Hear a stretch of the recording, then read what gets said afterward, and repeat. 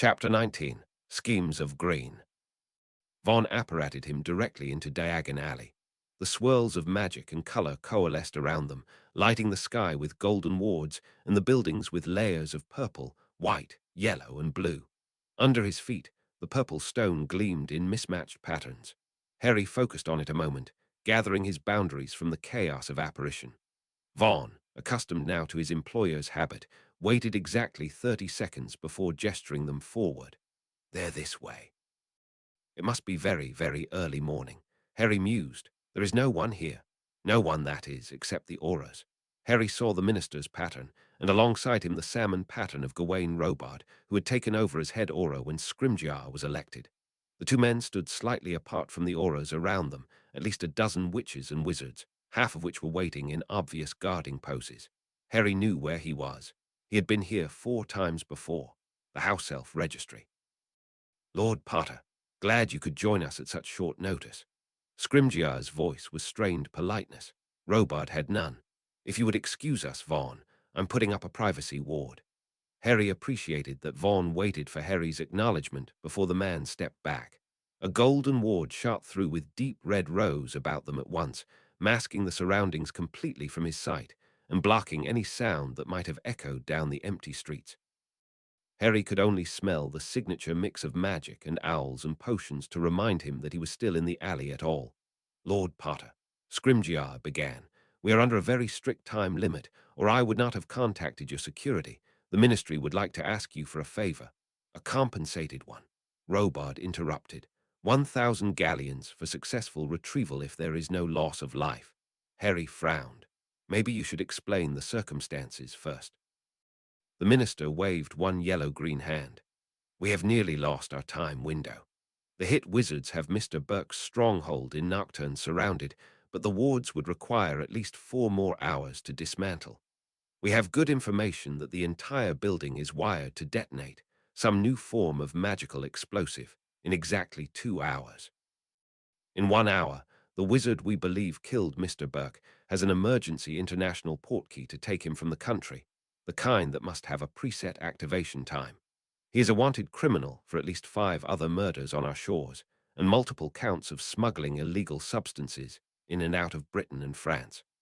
Will Dagel is arrogant. He thinks to thumb his nose at us when he leaves, no doubt taking valuable information and goods with him. We do not have time to implement enough multiple anti-portkey wards to stop him from leaving, because of both the specialized wards already in effect on the building and the uncertainty of his exact location within a large multiplex space. Robard added, our informant was certain this was planned so that the body would be found to give the ministry just enough time to attempt and fail at capturing Dagel. Why kill Mr. Burke? Harry asked numbly, feeling as if the two men were speaking a different language. What was going on? Mr. Burke was up to his neck in various illegal practices. We have been building a solid case against him for years, and were nearly ready to make a move. Someone tipped him off, and he was about to rabbit. The threat to the elf registry was apparently the last straw, but the people he works with do not tolerate failure. They had a potential liability removed and used an assassin the ministry is familiar with. I don't understand any of this. Scrimgeour stepped close, his voice lowering. 48 minutes, Potter, before this man escapes. I do not have the time to spell it out for you now. What do you think I can do? Harry asked, feeling impossibly out of his depth. He was no aura or hit wizard. He was not even a graduate of a magical school. We want you to do the impossible, Robard answered. Rumor is you're good at it. Harry glanced between the two of them, thoughts rapidly spiraling through his brain. His eyes flickered down to the stone on his finger. The impossible. 45 minutes. Scrimgeour said grimly. Get our team through his wards. Harry looked between Chartreuse and Salmon, 2 pillars of yellow-green and orange-red. I'll do my best. You can't be serious, sir. A civilian here. While my team works. A wizard argued ferociously with Robard, his voice barely below a yell. Ranged in front of Borgin and Burke's, 3 patterns knelt, wands alight with power as wide golden-green wards were being slowly dismantled, strand by shining strand. There is a dangerous criminal inside, along with who knows what else. I hope you know what you are doing. Vaughn's voice was low behind him. Me too, Harry answered, looking around the ward's complicated strands. It was a pale comparison to the wide wards of Hogwarts and Gringotts. Those would probably take a team of 3 more than a decade to dismantle, but he could easily see why these might take 3 experts 4 hours. Harry turned back to Robard, interrupting the warding captain's diatribe. What happens when the ward falls? Robard waved his captain to silence, his soul a firm, steady pulse of alert power. The team is on standby. They enter from the storefront and alley exits, secure the building room by room using the blueprints they have been studying since we became aware of the situation. When the target is found, Dagel is captured, preferably alive. Any traps are disarmed. And as I've been telling you, sir, there is no way these main wards are it. There has to be at least 3 interior wards. It is structured like a fucking onion, layer over layer, which is why it is taking so fucking long. The captain hissed, his accent not quite British. Even if your little miracle worker here can take down the outer wards, there is no way to take them all down in only 40 minutes. These wards aren't even normal. They are highly specialized, a unique, maddening combination that I've never experienced, never heard of before. They and the ones inside are even interfering with other wards in the area, including the implementation of anti-portkey and apparition wards. Harry turned back to the building, running his sight over the expanded dome of multicolored light, and thought fleetingly of Hermione. She was going to be furious. I'll need to go in with the team then. Tell me when you are ready. The captain hissed in disgust. Robard's light whirled, commands barking from his voice. Vaughn edged closer. I can promise you won't come out of this without a new scar or 2. At least the man didn't try to talk him out of it. Nice to have confidence from an ex-Aura, and one who had not even seen him destroy 100 in Ferry. What makes you think you can do what my people cannot? Trained specialists. The captain's light appeared beside him. I'm not going to dismantle the ward. I wouldn't know how. Harry said simply. I'm going to transfigure it. That's impossible. The wizard returned immediately. Exactly why we summoned him, Captain Matthews. Robard said, moving closer. The team is ready.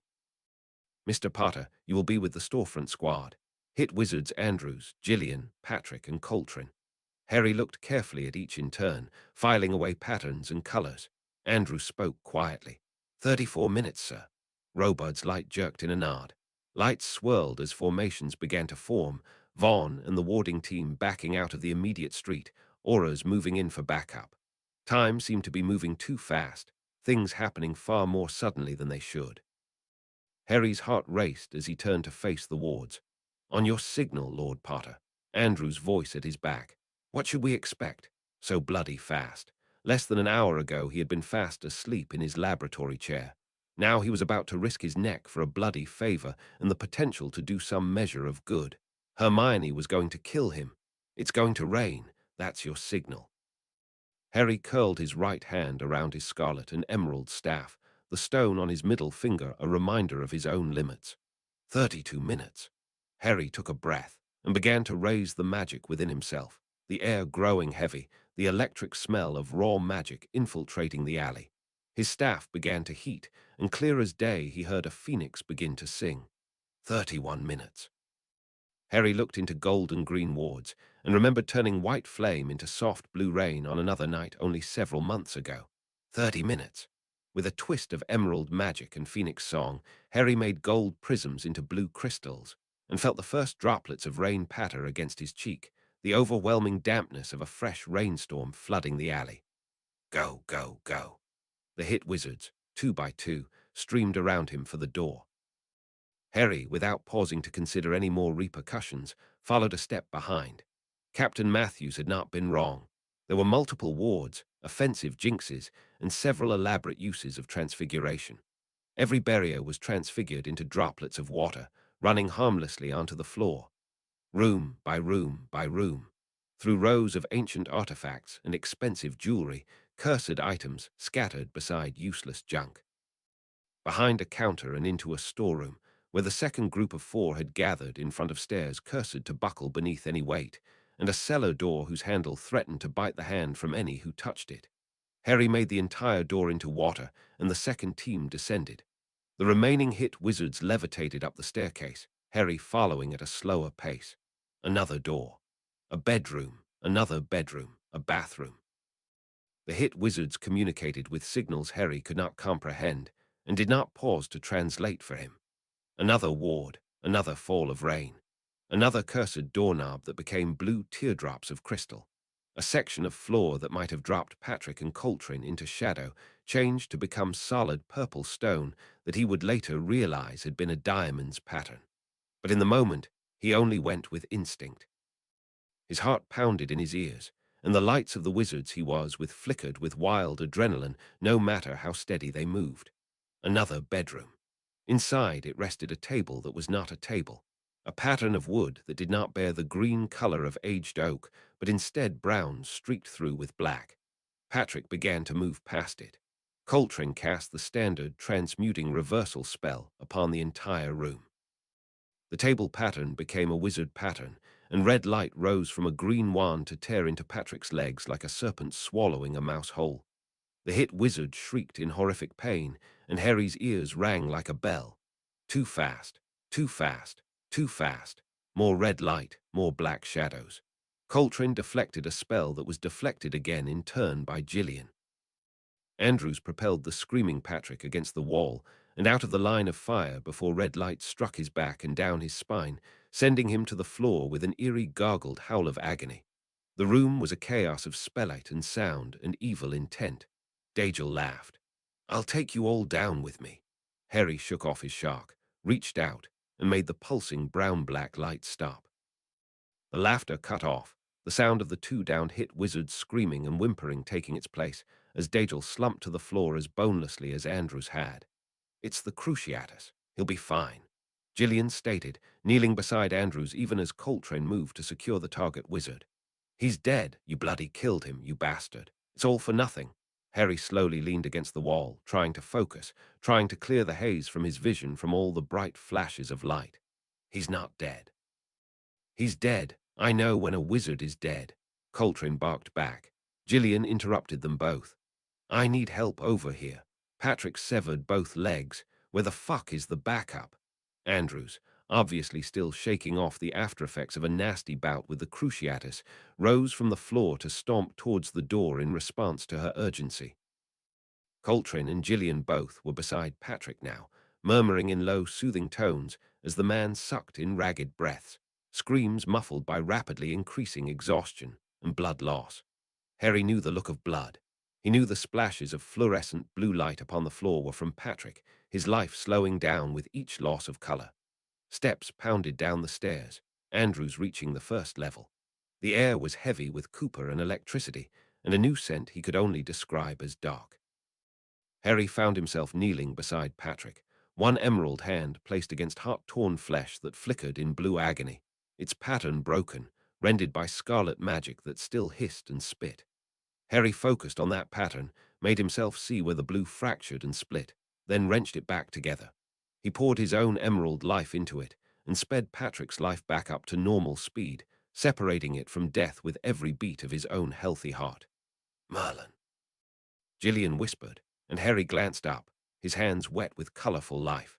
Then he looked to where the wizard who he had killed sat slumped, his life as still as stone, the color beginning to fade to white as the light of his soul began to leave him. Harry stood and stepped away, and with another wrench of will took that life and made it beat again.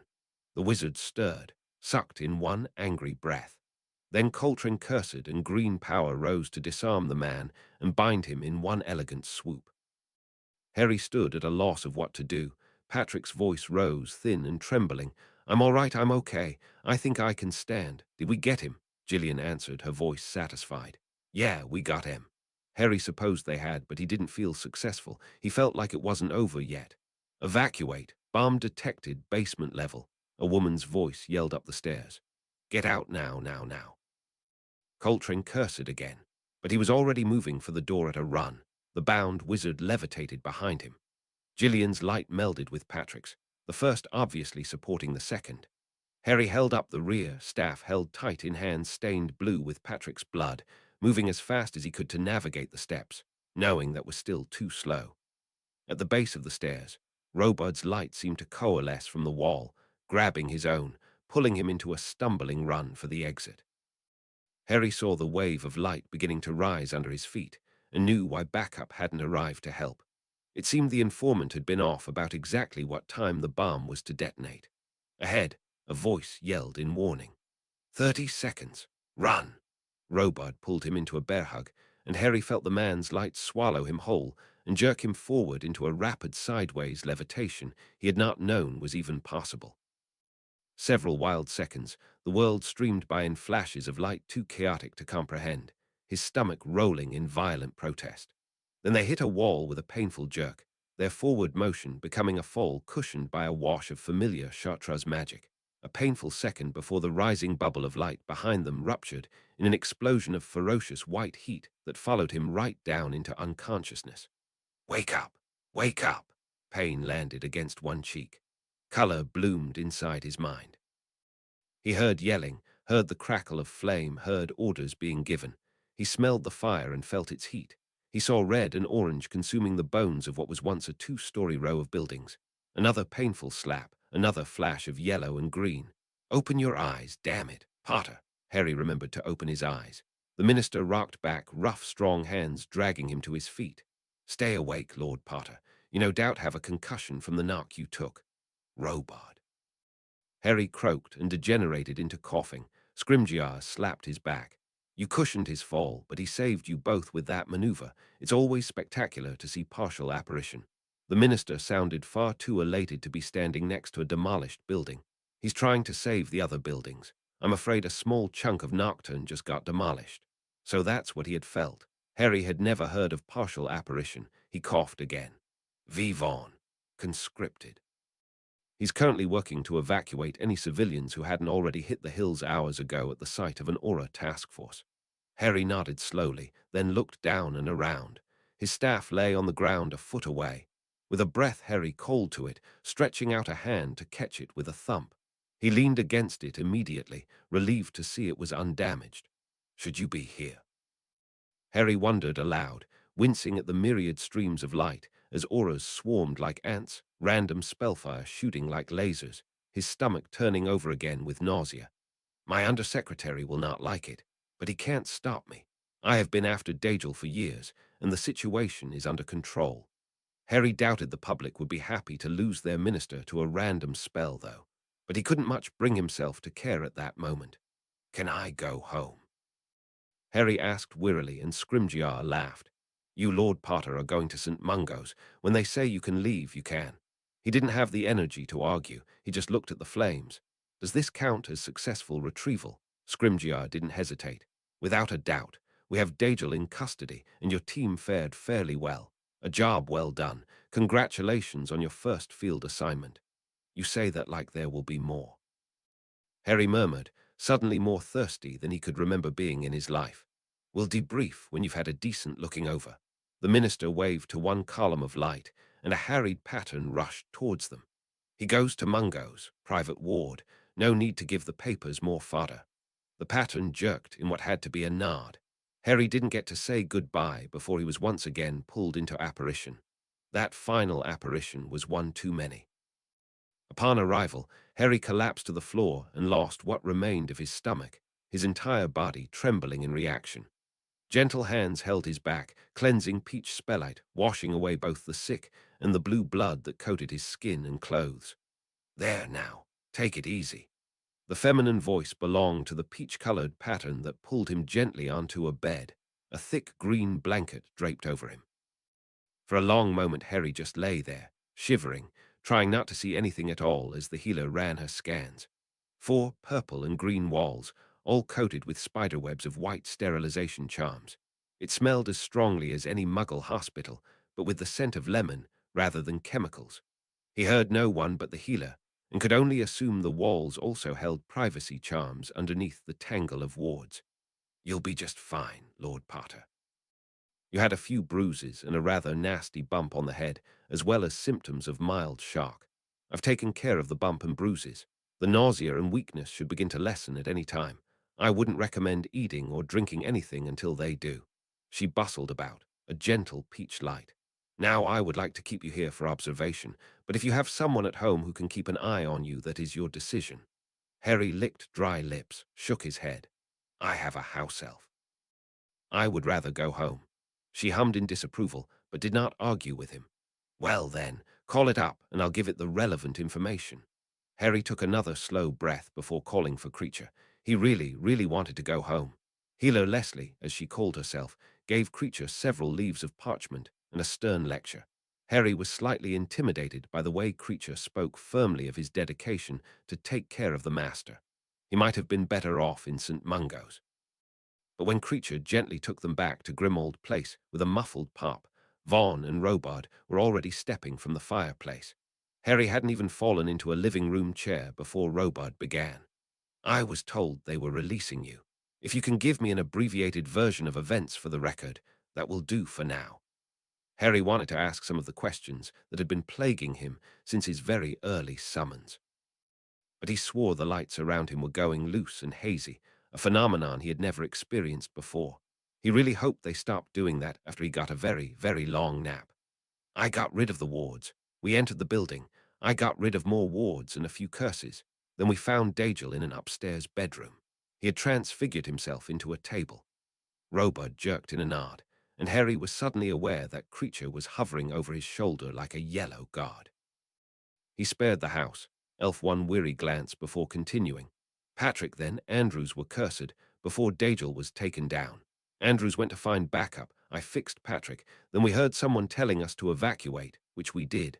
I believe you helped me with that somehow. Robard's rough voice held a trace of humor. I've never heard a brief before that managed to avoid mentioning just how anything was accomplished. Harry placed his staff aside, leaning back farther into the cushions. If he wasn't mistaken, he was beginning to have a delayed reaction to manipulating so many patterns on barely a couple hours of sleep. You said abbreviated. Robard stood. Mr. Potter, we shall schedule a meeting by owl soon to answer any questions you no doubt have, and to gather a more thorough version of events. Harry merely waved a heavy hand in acknowledgement. He really did not feel well at all. The last thing he saw before sleep took him was the fire flaring white with magic as the head aura left. Hermione trotted up the steps at a quick jog, her mother and Petunia only a step behind. She had read the morning paper about Mr. Burke's murder and a ministry sting in Nocturne that resulted in a significant amount of damage, and no mention of Harry's name had been brought up. Instead, she had received a letter from Vaughn that the wizard was unable to shadow her and her mother on their scheduled trip into London, because he was currently helping monitor Harry, who apparently was unconscious for a reason the guard did not explain. Fallen had arrived instead, delivering said letter, and dropped the information that Harry, her Harry, had joined a group of hit wizards to take down a mass murderer who killed Mr. Burke. He said this right in front of her mother and Petunia, who had planned to go with them on said London trip. He thought they knew. They most certainly had not, which was why Hermione, Harry's aunt, and her mother were all descending on Grimmauld Place like the wrath of a blizzard, Fallen trotting behind with a grimace.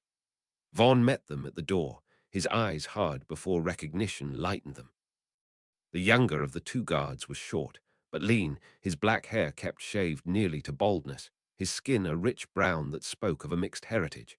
He was also normally well-spoken and tended to flirt, even with Petunia Dursley and Jane Granger. He didn't bother with niceties this time, however. Lord Potter's in bed, sleeping. Jane pushed her frozen daughter further inside as Fallen closed the door with a soft snick behind them all. What happened then? Petunia inquired, her cultured voice slightly higher than normal. Vaughn ran one hand across his head, turning to move into the kitchen where he sat in front of a still steaming cup. You can go, Fergus. I know it's your day off. The older wizard smiled faintly. Shelley won't mind. I would like to hear some details myself. Might as well sit then. Vaughn gestured to the table, even as Creature appeared with a tray full of more cups and tea. I don't know everything either, exactly. I was contacted by Gawain Robard, the current serving head aura, our former boss. He waved a hand between himself and Fallen. They've been keeping track of the movements of one of the international criminal organizations, Lux Samba, a nasty one that mostly deals in smuggling. Part of their sideline dealt with ourselves. Many run through the registry store. Mr. Burke was involved, but we could never prove how. Vaughn blew the steam wafting off of his cup, hands wrapped around the porcelain. It seemed Mr. Burke was about to become a liability. He was murdered by one of our top 10 most wanteds. an American wizard by the name of Will Dagel. At this point, after the fact, it seems the discovery of the body and the trail into Nocturne was laid as a trap. It is well known our current minister has a personal bone to pick with Dagel. Nearly the entire street was rigged to blow, with Dagel as the bait. But at the time, well, what we thought was a valid informant was not. How does Harry come into all this? Hermione demanded, Petunia nodding firm counterpart. Her mother reached out to take her hand. Vaughn sighed. Robert asked Lord Potter for a favor, taking down the wards guarding the place. What made them think Harry could take down a ward? Hermione narrowed her eyes so fiercely that Vaughn held up his hands. I don't know, but he agreed to do it. There was some discussion that more wards might be inside, and Lord Potter accompanied a team of 4 hit wizards inside. I do not know what happened then, other than that Dagel was captured alive. A second team found the magical explosives, a new form of potion, and determined it would reach a catalyst hours sooner than expected. The building was evacuated seconds before it blew. He's not hurt, Petunia stated, her cup rattling slightly in its saucer. Your letter said. Vaughn nodded quickly. He was looked over by a healer at St. Mungo's. Hermione and Petunia flinched as one. Treated and released. He's supposed to rest and attempt to eat liquids when he wakes. What was he treated for then? Hermione demanded. At that, Creature stepped forward, thin fingers twisting a towel between pale hands. Creature was told the master had a few cuts and bruises and some wizarding malady called shock. He's to lay down and rest. Creature has a paper about it. I want to see it. Hermione quickly murmured, standing as the house elf scampered out of the kitchen. Petunia sighed, her face weary. Now I know how Mrs. Robin feels with her 2 copper sons. Yes, Jane agreed. Horrid, is there anything we can do? Vaughn shook his head. Let him sleep. I'm staying here until he's better, Hermione declared mutinously. Of course, dear. Jane patted her arm, standing. Petunia and I will go without you. We'll stop back by on our way to check in. Hermione nodded firmly, before sitting herself down at the kitchen table with a hard sigh. Okay, good. When Harry woke, she was there, her light shining as his own personal sun. The sun's purpose, after all, was to warm and illuminate and bring life to the world. Hey! His voice was soft in the room, and he saw her slumbering light flicker and jerk, turning towards him to run soft hands across his face. Harry, I'm going to be very, very angry tomorrow, just to warn you. He smiled against her hand, watching the steady pulse of blue-violet light swirl. And tonight, she said quietly, and he felt the bed dip as she lay down beside him. Tonight, I'm just going to be here. Harry turned into her, wrapping his arms about her, breathing in the scent of tea and parchment that clung to her clothes, the sweet flowers of her hair, the vanilla of her skin. I'm sore, he began, only to feel her touch his lips. I know you did what you needed to do, she said firmly, and Harry reached up to pull her hand away, gently kissing her fingers before pressing them against his shoulder. Not for that, he murmured, for making you worry. She pressed closer into him, and for a long moment they lay there together, Harry listening as she breathed, watching her heart beat even as he felt it against his chest. Then she sighed, deep and long. I'll always forgive you. He felt her smile. Just don't take advantage. Never. Harry said the word into her hair, meaning it down to his heart. And when she fell asleep in his arms, he spent a long hour staring up into the purple and green lights of his bedroom, thinking of the science of magic and love. Harry attended his classes the next day, despite Hermione and his aunt's concern. He was fine, more than normal in fact. He was ready to get back to work. And after a morning and afternoon of mundane college, he left his books piled on a table in the black library and headed for the flue. It was time to get some answers. Vaughn met him in the atrium, steady light falling into step beside him as they headed toward the lifts. Most ministry employees were beginning their exodus, a shifting rainbow of color that caused a slight headache to begin building behind his eyes. On the minister's level, the various tones of green welcomed him like a soothing balm, and he sighed. All right, Vaughn asked, and Harry realized he had come to a stop in front of the wide wooden secretary's desk. Harry glanced into the man's pattern, observing its strong living color, no creeping sickness, no broken cracks. I've never asked about your family, Harry said simply, and the pattern wavered. Did one hand move to run across a hairless head? My parents and sister are well. I live alone. He could hear the puzzlement in the guard's tone. Harry only shook his head and began to walk, frowning. He hadn't thought to ask about their Exora's personal life, any more than he had thought to ask Hermione for a description of the man.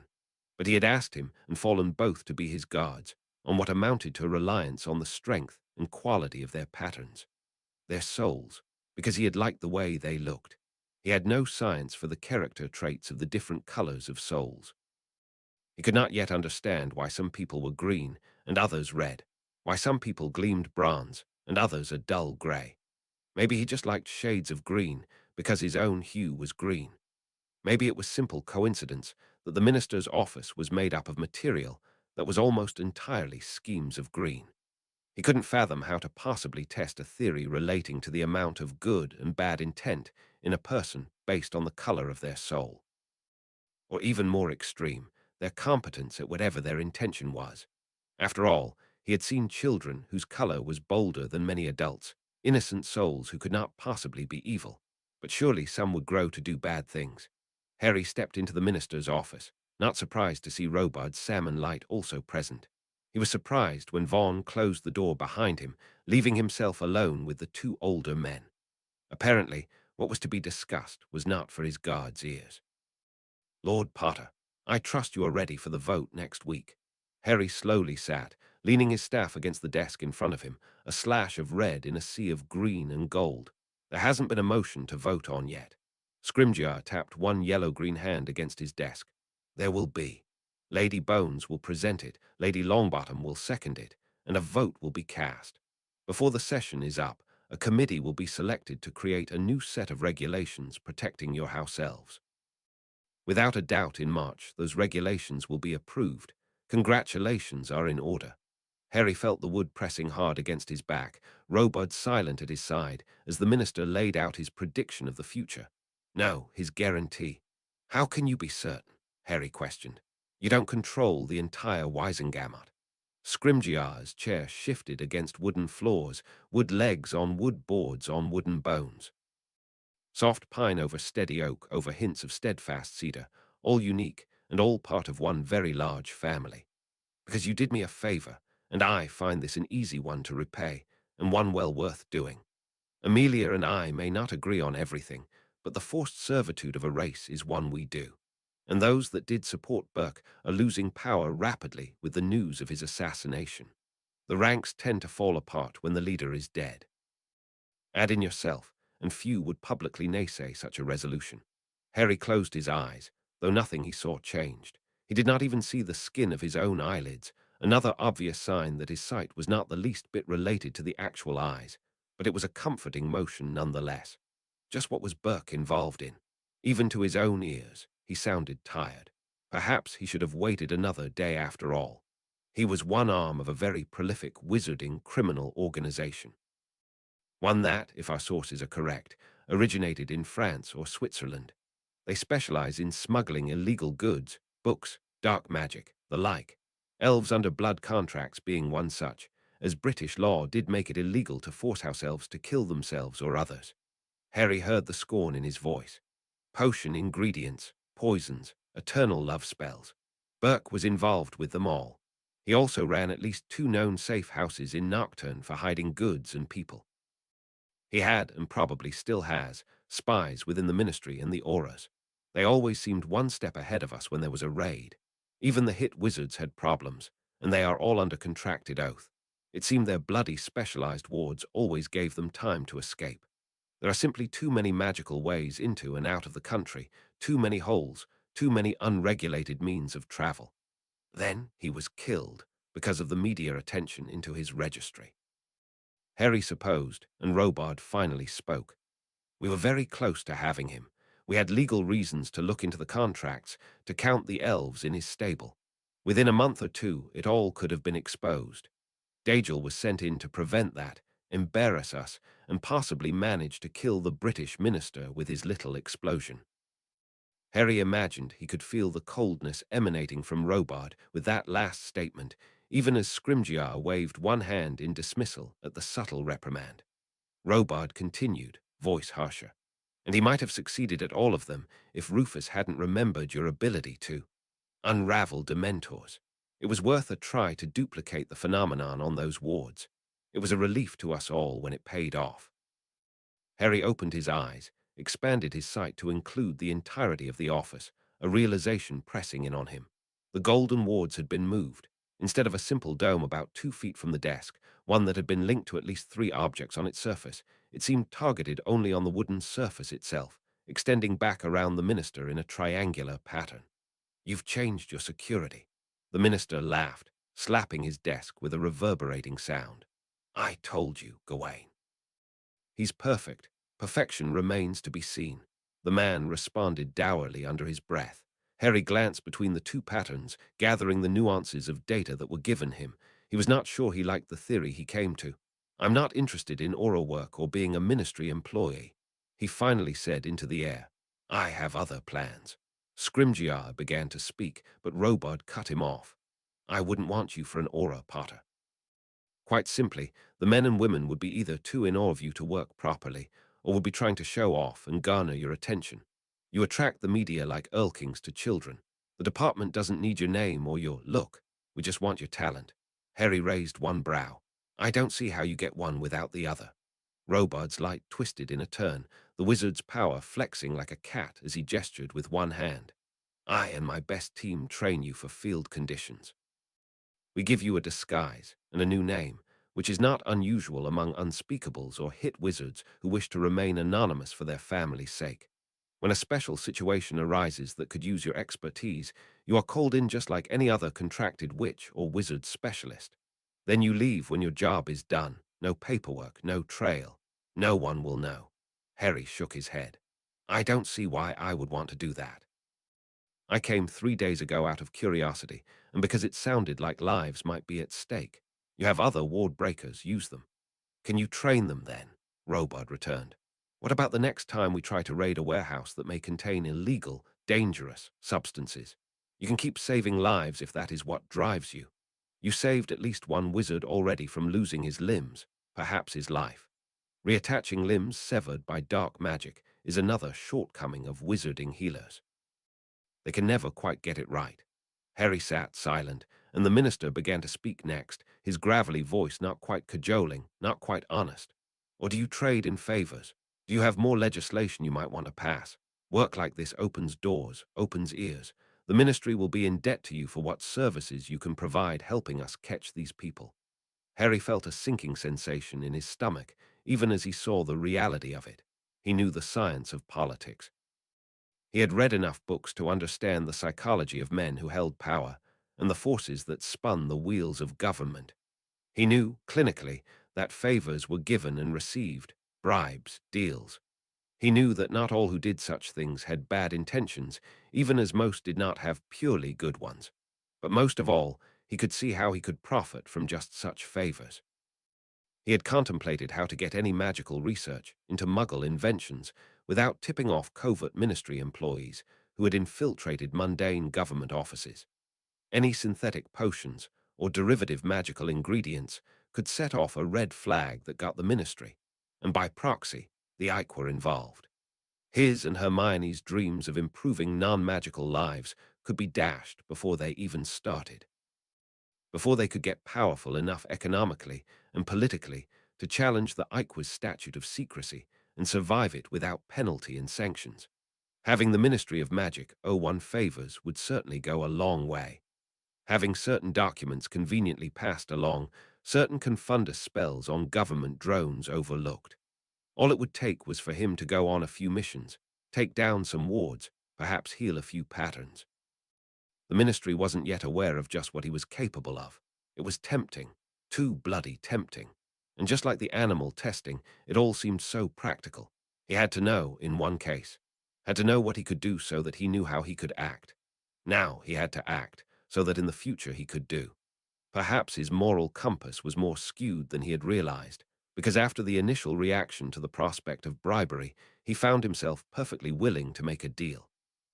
After all, everyone else did it. It was for the greater good in the end, which was exactly why he needed to speak to Hermione. Her compass was much more balanced than his own. Harry stood, gathering his staff in one hand. "I'll send an owl with my decision." Then, without a backwards look at their patterns, he stomped for the door. Chapter 20. The blue called resolution. Hermione listened patiently, watching Harry's gaze as it remained locked directly ahead, not flickering, not moving at all. More and more his eyes did not move to track movement, more and more his head no longer turned towards her own. But she knew he saw her, just as she knew he saw nearly everything around him. At that very moment, she could swear she felt his energy casting about him like a curious dog sniffing the wind and what way it might turn. For all his sight, he would never be able to grasp the nuances of facial expressions. He might be able to describe the way a heart beat faster in emotion, but he could only guess whether that emotion was fear or excitement or joy. He might be able to look and see a smile, but he would never notice the way a person's eyes gave away the truth of it. Right now, as he explained what the minister was offering and at what cost, he was desperate to know how she was taking it. She could see the tension in his face. Hermione reached out and took one of his hands, running her fingers across its surface, linking them together with a squeeze as he spoke. I think we should do it. I should do it. I think this might present the opportunity we need when we attempt to enter the Muggle markets with new inventions. If we are to successfully present hybrid magical mundane tech, we will need to go around certain obstacles. Most of the mundane world won't know it's magic, and the magical world will assume it's as fantastical as any other Muggle technology. But someone, somewhere, will figure it out. In the medical field alone, if we tried to present a potion in pill form, certain officials will have to be spelled to pass. I understand, Harry. Hermione interrupted his rushed words. I figured we might have to get creative to pass drug trials. The results will be honest, and so is the science. But we'll be using plants and animal parts that no one on that side of things know exists. His shoulders slumped in relief. Then you agree. Hermione raised her chin. Not just because of that. I'd also rather have the Ministry courting you than trying to contain you. If they figure you are working for them to capture dark wizards, they won't be so worried you are going to be the next Dark Lord. Harry's face twisted. I hadn't considered that angle. Hermione grinned, standing to pull him to his feet as well, moving in to wrap her arms around him. You are more intimidating than you realize. And if the Ministry ever does figure out the extent of your ability with death and resurrection, having a good history with them will improve the fallout. Better make an ally now than an enemy later. Harry hesitated a second before pressing his cheek down against hers, his voice low in her ear. It's still bribery. Government really shouldn't work that way. I thought you would be angry. She let out a long breath. I am angry because it's not fair to all the normal citizens who try to do things the legal way. But if I got angry at everything that's not fair in the world, no one would want to be around me. I'll work to change what I can and improve others. Who knows? She leaned back, smiled up into green eyes that did not meet her own. Maybe you can be minister in a few dozen years and fix them too. Harry laughed. Think I'll be too busy for a very, very long time to ever attempt that. And honestly, I don't care enough. If anyone should try it, it will be you. I'll be your undersecretary. His voice was suggestive at the last, his smile disappearing from sight as he leaned down to kiss her, missing her mouth to land on her right cheek. He corrected his mistake lazily, nuzzling into her skin as much like a cat as a lover. Hermione laughed, pushing him away. Go on with you. Your aunt will be here any minute. Harry lunged, and she let him catch her, enjoying his joy as much as her own. When his aunt appeared at the doorway several moments later, Hermione felt her cheeks burn. But Petunia was smiling fondly. The wrinkles around her warm brown eyes crinkled in response, as the woman moved back without interrupting, sending one swift wink towards Hermione, where she sat across Harry's lap. Her turn to be the contented cat, and Hermione realized she needed to show that memory to Harry, because he did miss the nuances. Everyone should be able to see just how much they are loved. The fourth quarter Wisengamot session went just as the minister had predicted. There were reporters waiting outside the large council room, and in the atrium protesters had swarmed, among them at least a dozen house elves. Vaughn told him the elves looked as confused as the witches and wizards looked righteous. Harry had no doubt that educating the house elves on their new rights would be a far more difficult task than getting the laws themselves changed. Albus Dumbledore opened the session and went directly to the topic of house elf regulation, and Amelia Bones stood tall to speak her mind. Lady Longbottom agreed with her. Within an hour a committee was formed, to be headed by Lady Marchbanks and Lord Ogden. A basic draft for her, House Elf Rights, was presented to be passed to said committee for refinement. It was announced that a vote would be called on her in the first quarter session of the next year, and without more than a murmur of protest, the topic was closed. Harry sat back in his chair, closing his eyes as a rabid argument began to spark about the magical zoo. Across the room, Dumbledore's blue soul gleamed brighter than many around him, his light steady and sure, and a sudden reminder that the former headmaster had given him the name of the broken soul pieces only a few months ago, instead of the years it had seemed. He hadn't forgotten about the Horcrux. Maybe now he could focus on that particular problem again. Hermione had scoured the entire Black Library, every book's title and subject catalogued into one master list. She had added many of her own books to it, as well as the myriad volumes Harry had accumulated. She told Creature about her organization technique and how to put away any books left scattered about the library by Harry, with the exception of the ones in his laboratory. She loved books, loved the knowledge they could give her. She took care of them and bought more of them at any chance. The various bookstores of Diagon Alley knew both her and the sight of her owl. But none of her books, and none that she could find at those bookstores, spoke of any sort of soul mirror. There were spirit potions, concoctions meant to give the drinker waking dreams to discover something about themselves. There were spells to help find one's animagus form, which were undoubtedly related in some form to soul magic. There was even various artifacts that were reported to reveal one's worst fear or greatest dream. Hermione wasn't sure how Harry would react to any of them. Perhaps any artifact that reflected a portion of information garnered from the soul would also show him himself. But all of the artifacts were either in the Ministry collection, which everyone knew meant they were locked up for research, or in Gringotts vaults owned by various pureblood families. Tracking them down and viewing them would be a difficult process, but it was her only lead so far. And one of the artifacts, the Mirror of Erist, was an actual mirror. She would track it down herself. If nothing else, they could gather valuable data. Christmas came, and with it the family descended upon the Dursley home like a pack of rowdy dogs. Some of them literal dogs, as in the case of Aunt Marge's highly annoying bulldog Ripper that had, more than once, taken a bite of flesh from any hand that came too close.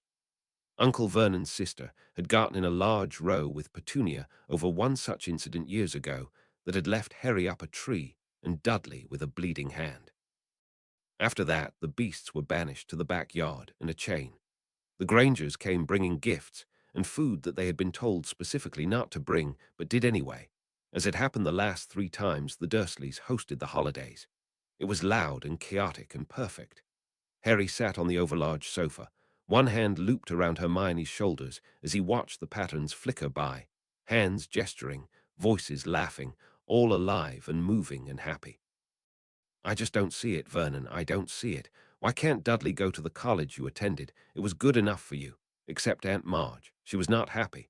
Then again, he had learned she seemed most content when she had something to complain about. His uncle began speaking, his tone conciliatory. Because he has a scholarship with the boxing team and... Marge cut off her brother with a squeak. A scholarship, our little Duddekins. The older woman pounced upon Dudley's pattern with a swiftness he hadn't known the woman possessed. Dudley's blubbered protests went unheeded as congratulations abounded. Hermione moved under his arm, wisps of her violet hair tickling his skin. Has he decided on a major? Her voice was just loud enough to be heard over the many voices. Law enforcement. I think his girlfriend's dad talked him into it. The inspector. She hummed in acknowledgement. Nearby, Aunt Marge finally let go of Dudley long enough for the teenager to take a breath. Harry felt the woman focus on him like the touch of a sweaty hand and resisted the urge to fidget. She had made him nervous ever since he could remember. What about you, boy? How is your performance in your college classes? Acceptable, Harry muttered, studying the green pattern under his feet. Over his shoulder, Petunia spoke up, and he couldn't mistake the pride in her voice, nor the strong tone of bragging. It was the same words she had spoken to Mrs. Jones in her front lawn, Mrs. Lewis in the grocery mart, and Miss Welling at the Surrey Expo. His aunt did like to brag, to the point of excess. We have 2 very bright boys in this house. No mother could ask for better. I absolutely agree, sweet. Vernon's light leaped in some gesture as he spoke. Harry smiled, surrounded by the scent of food and the evergreen air freshener his aunt preferred. Dudley laughed. I bet you didn't think so 5 years ago. As his aunt began to scold her son, Hermione leaned into him, and he felt her lips move into a grin. I'll show you this memory, too. Marge looks like she's about to sneak a swig of her liquor flask again. Harry didn't bother to argue about how much he hated viewing images in the pensive conglomerations of unrecognizable patterns and dead colors that still made him nauseous. Hermione insisted on showing him snapshots of all the things she thought he missed, and he saw no point in dissuading her from doing something she found so satisfying. But he didn't need her memories. He had his own, and could hear the love of his family more easily in the tone of their voices than in the flat colors and lines she showed him. He held her closer, eyes closed in relaxation, watching as Marge slipped purple metal back into the brown folds of her bulky skirt. What about you, dear? Hermione paused, hands soapy as she leaned over the sink. Petunia Dursley stood nearby, half of her attention on the baking pie. Pardon. Petunia turned more to face her, thin face smiling. Have you decided on a college yet? Harry is completely mum on the subject. Surely you do plan on more schooling. She didn't sound completely certain. Hermione didn't doubt the older woman had some fear that she would get married and skip getting a degree, as Petunia herself had done. The woman had said she regretted nothing, but had also mentioned more than once that she would have liked to experience college life. I do.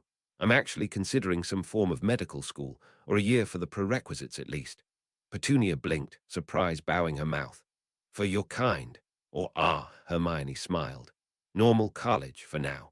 I'm also considering taking on a potions apprenticeship part-time, but there are tests to be taken by the ministry first. She actually had a very strict timeline for herself. Hermione knew exactly what she wanted to accomplish, but she doubted Petunia would understand or accept that Hermione planned to learn enough about mundane medicine and wizarding potions to create her own hybrids that could pass Muggle scrutiny and revolutionize the world. That was years, even decades away, of course, and she would need Harry's help. But she knew it would be her own research that would create acceptable cures to mundane diseases that killed millions, and therefore her own responsibility to figure out how to also feed and house a population that no longer died from such illnesses. It would take a miracle of magic and technology to accomplish both. She did revel in a good challenge. That sounds nice, dear. Harry's aunt nodded firmly. Very nice. I'm sure your mother is proud. I most certainly am. Jane Granger declared, entering the kitchen. Now let me do something for you, Petunia, before I go crazy. Vernon is telling his golf jokes again. Both women groaned in unison, and Hermione grinned down into the sink, pulling a dirty dish free of the soapy water to rinse it clean.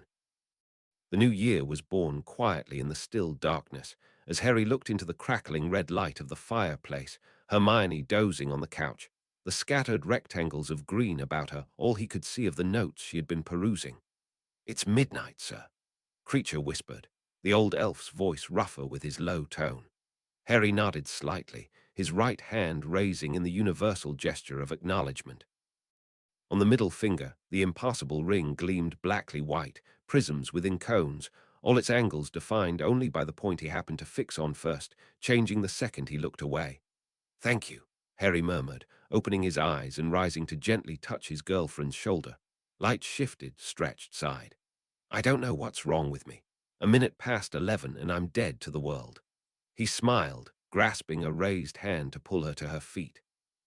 Probably because you are working so hard and waking up at ungodly hours of the day, she snorted. Not everyone can sleep in until noon, Lord Potter. He laughed. I wake up early for classes, only when it suits you to do so, she quipped before leaning into an embrace. Happy New Year, Harry. Blue-violet light rose towards him, and he dipped his chin to accept her brief kiss. Good luck, Viola, he whispered, as he had the year before, and the year before that, holding her tight, wishing she didn't have to go, even knowing he would see her the very next day. Hermione hummed, swaying slightly in his arms, the beginning of a slow dance. He let her lead him in the steps, colors swirling around them, the red fire in its purple stone mouth, the brown walls and green floor, the yellow spark in a wide doorway. He held light in his arms and held it tightly, feeling an odd tightness in his throat.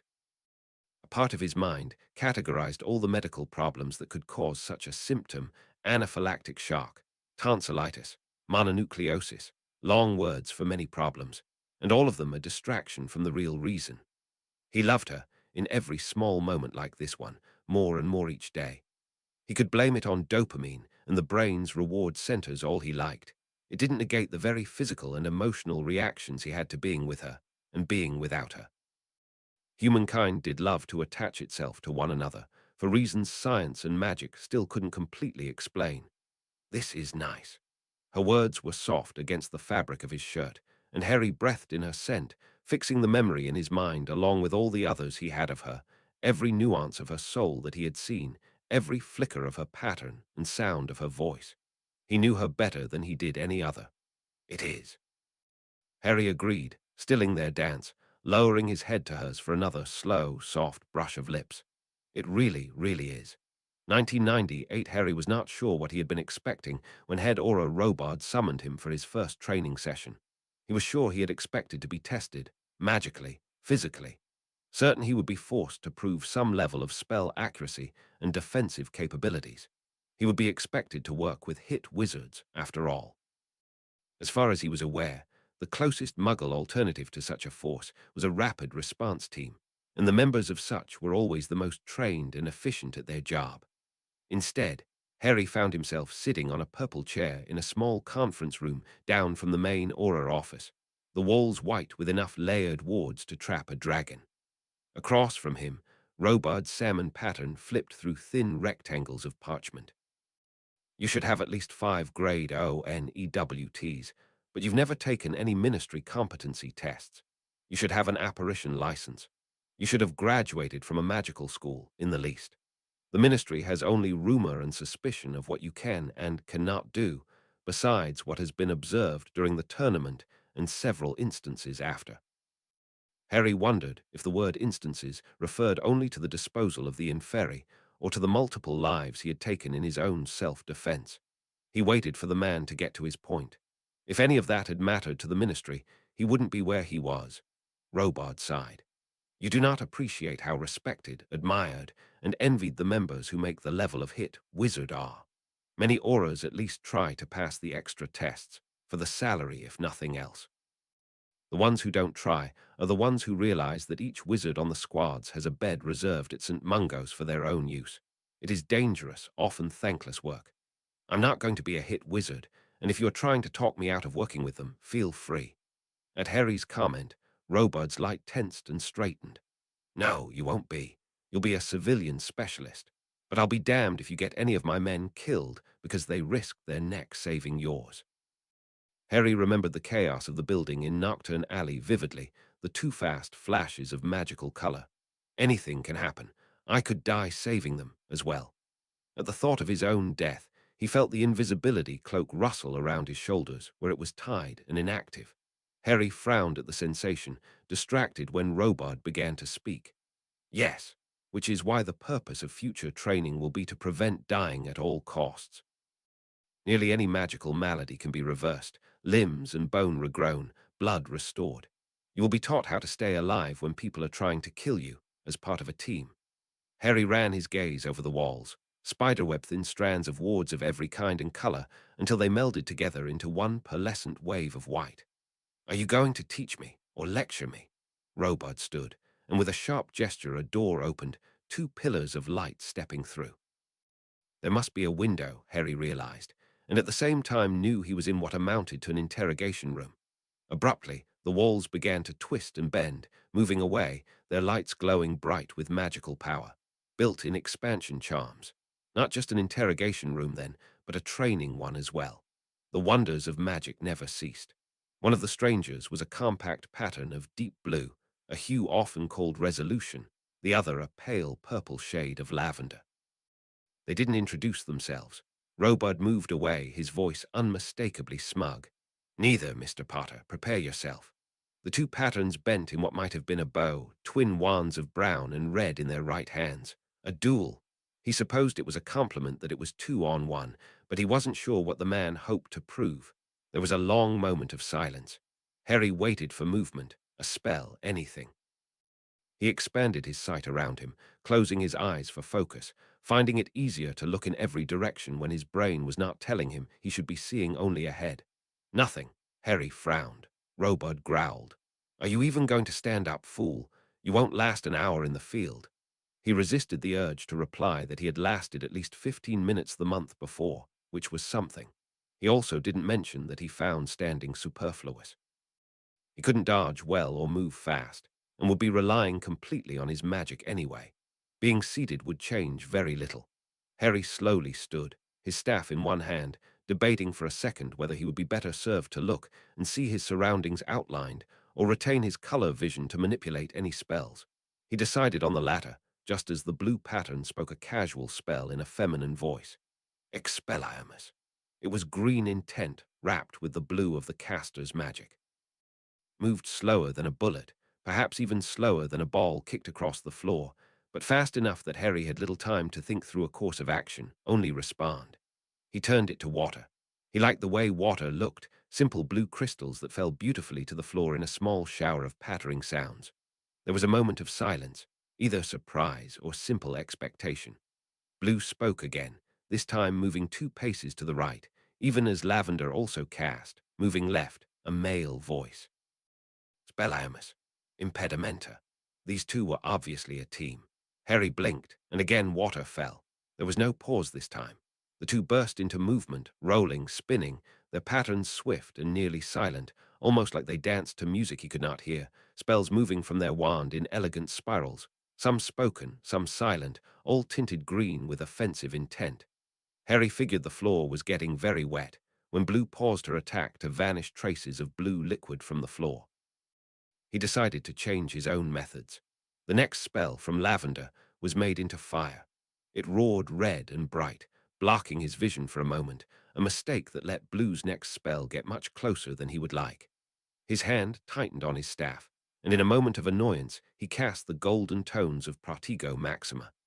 It rolled out like a wave of its own to form a solid gold dome overhead, even reaching below the floor under his feet. He saw nothing but the golden magic of the shield, now blind to the position of his opponents. That might have also been a mistake. Harry sighed, listening, hearing them pace and move, seeing random splashes test the strength of his shield at sharp angles. Protego could be seen through by normal people, and he doubted they were aware that he, however, could not see through it. Still, they did not give away exactly where they were by the position of their spells. They were clever, trained, and worked as a unit. And if they had really been enemies, he would not have wasted any time transfiguring their spells or casting a protection charm. He would have just stopped their light. Harry looked, his magic whipping out from him in a ripple to highlight the physical presences of the room, its 4 walls, the now distinct outline of a door and window, Robard standing on one side, arms crossed, the witch and wizard who fought him circling like sharks with wands held ready. Harry dropped the shield and left himself open for their magic to come for him, locking his gaze on the witch his mind dubbed Blue, her entire form now green with his power, dressed in long flowing robes, her hair tightly braided against her head. He wasn't an expert by any means on ethnicity, but he figured she might have Asian descent. A thought was the color of a soul influenced by race.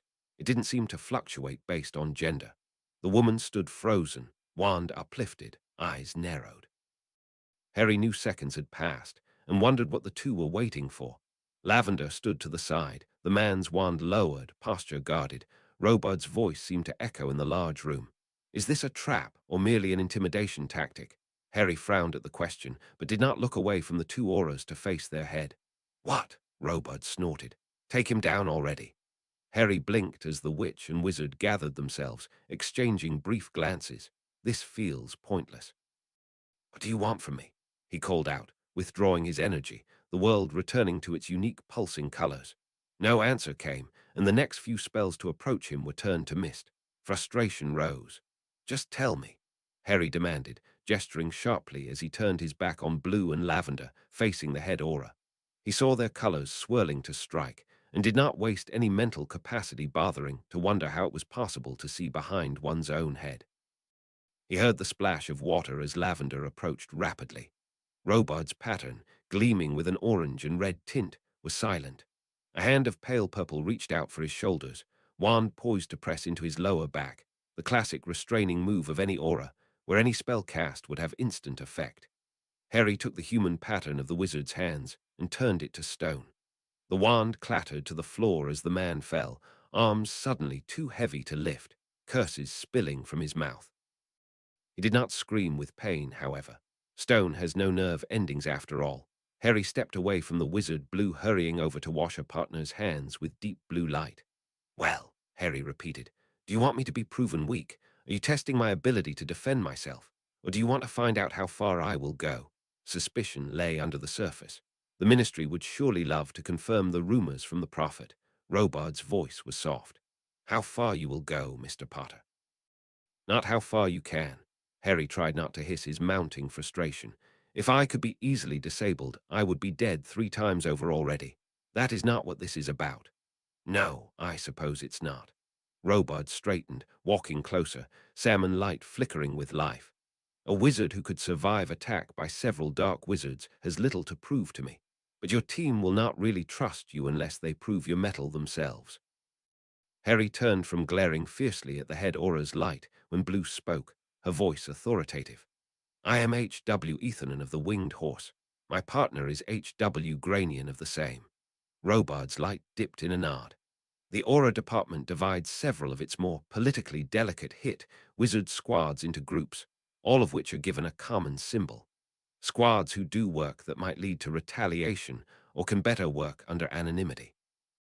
Winged Horse is usually a quartet, until 2 of the members were killed in an ambush 3 months ago. The names are inherited positions, true identities kept under wraps for their families' protection. We're not as good at it as the Unspeakables, however. Mistakes happen. Blue's, Ethonen's voice was firm. We do not take unbreakable vows either, sir. We have free choice to leave. The wizard made some motion Harry could not follow in response. Some question the intelligence of that. I have on occasion, but I do not force my workers into lifetime servitude. There are some oaths of loyalty, of course, for hit wizards. I would require them of every aura as well if the Wisengamot had not ruled centuries ago that they were undignified. The disgust in the man's voice was palpable. No doubt to keep their ears and eyes in my department. Harry shifted his weight, looking between the two, making his own conclusions. You want me to join Winged Horse? The witch scoffed. Robard made a negative movement.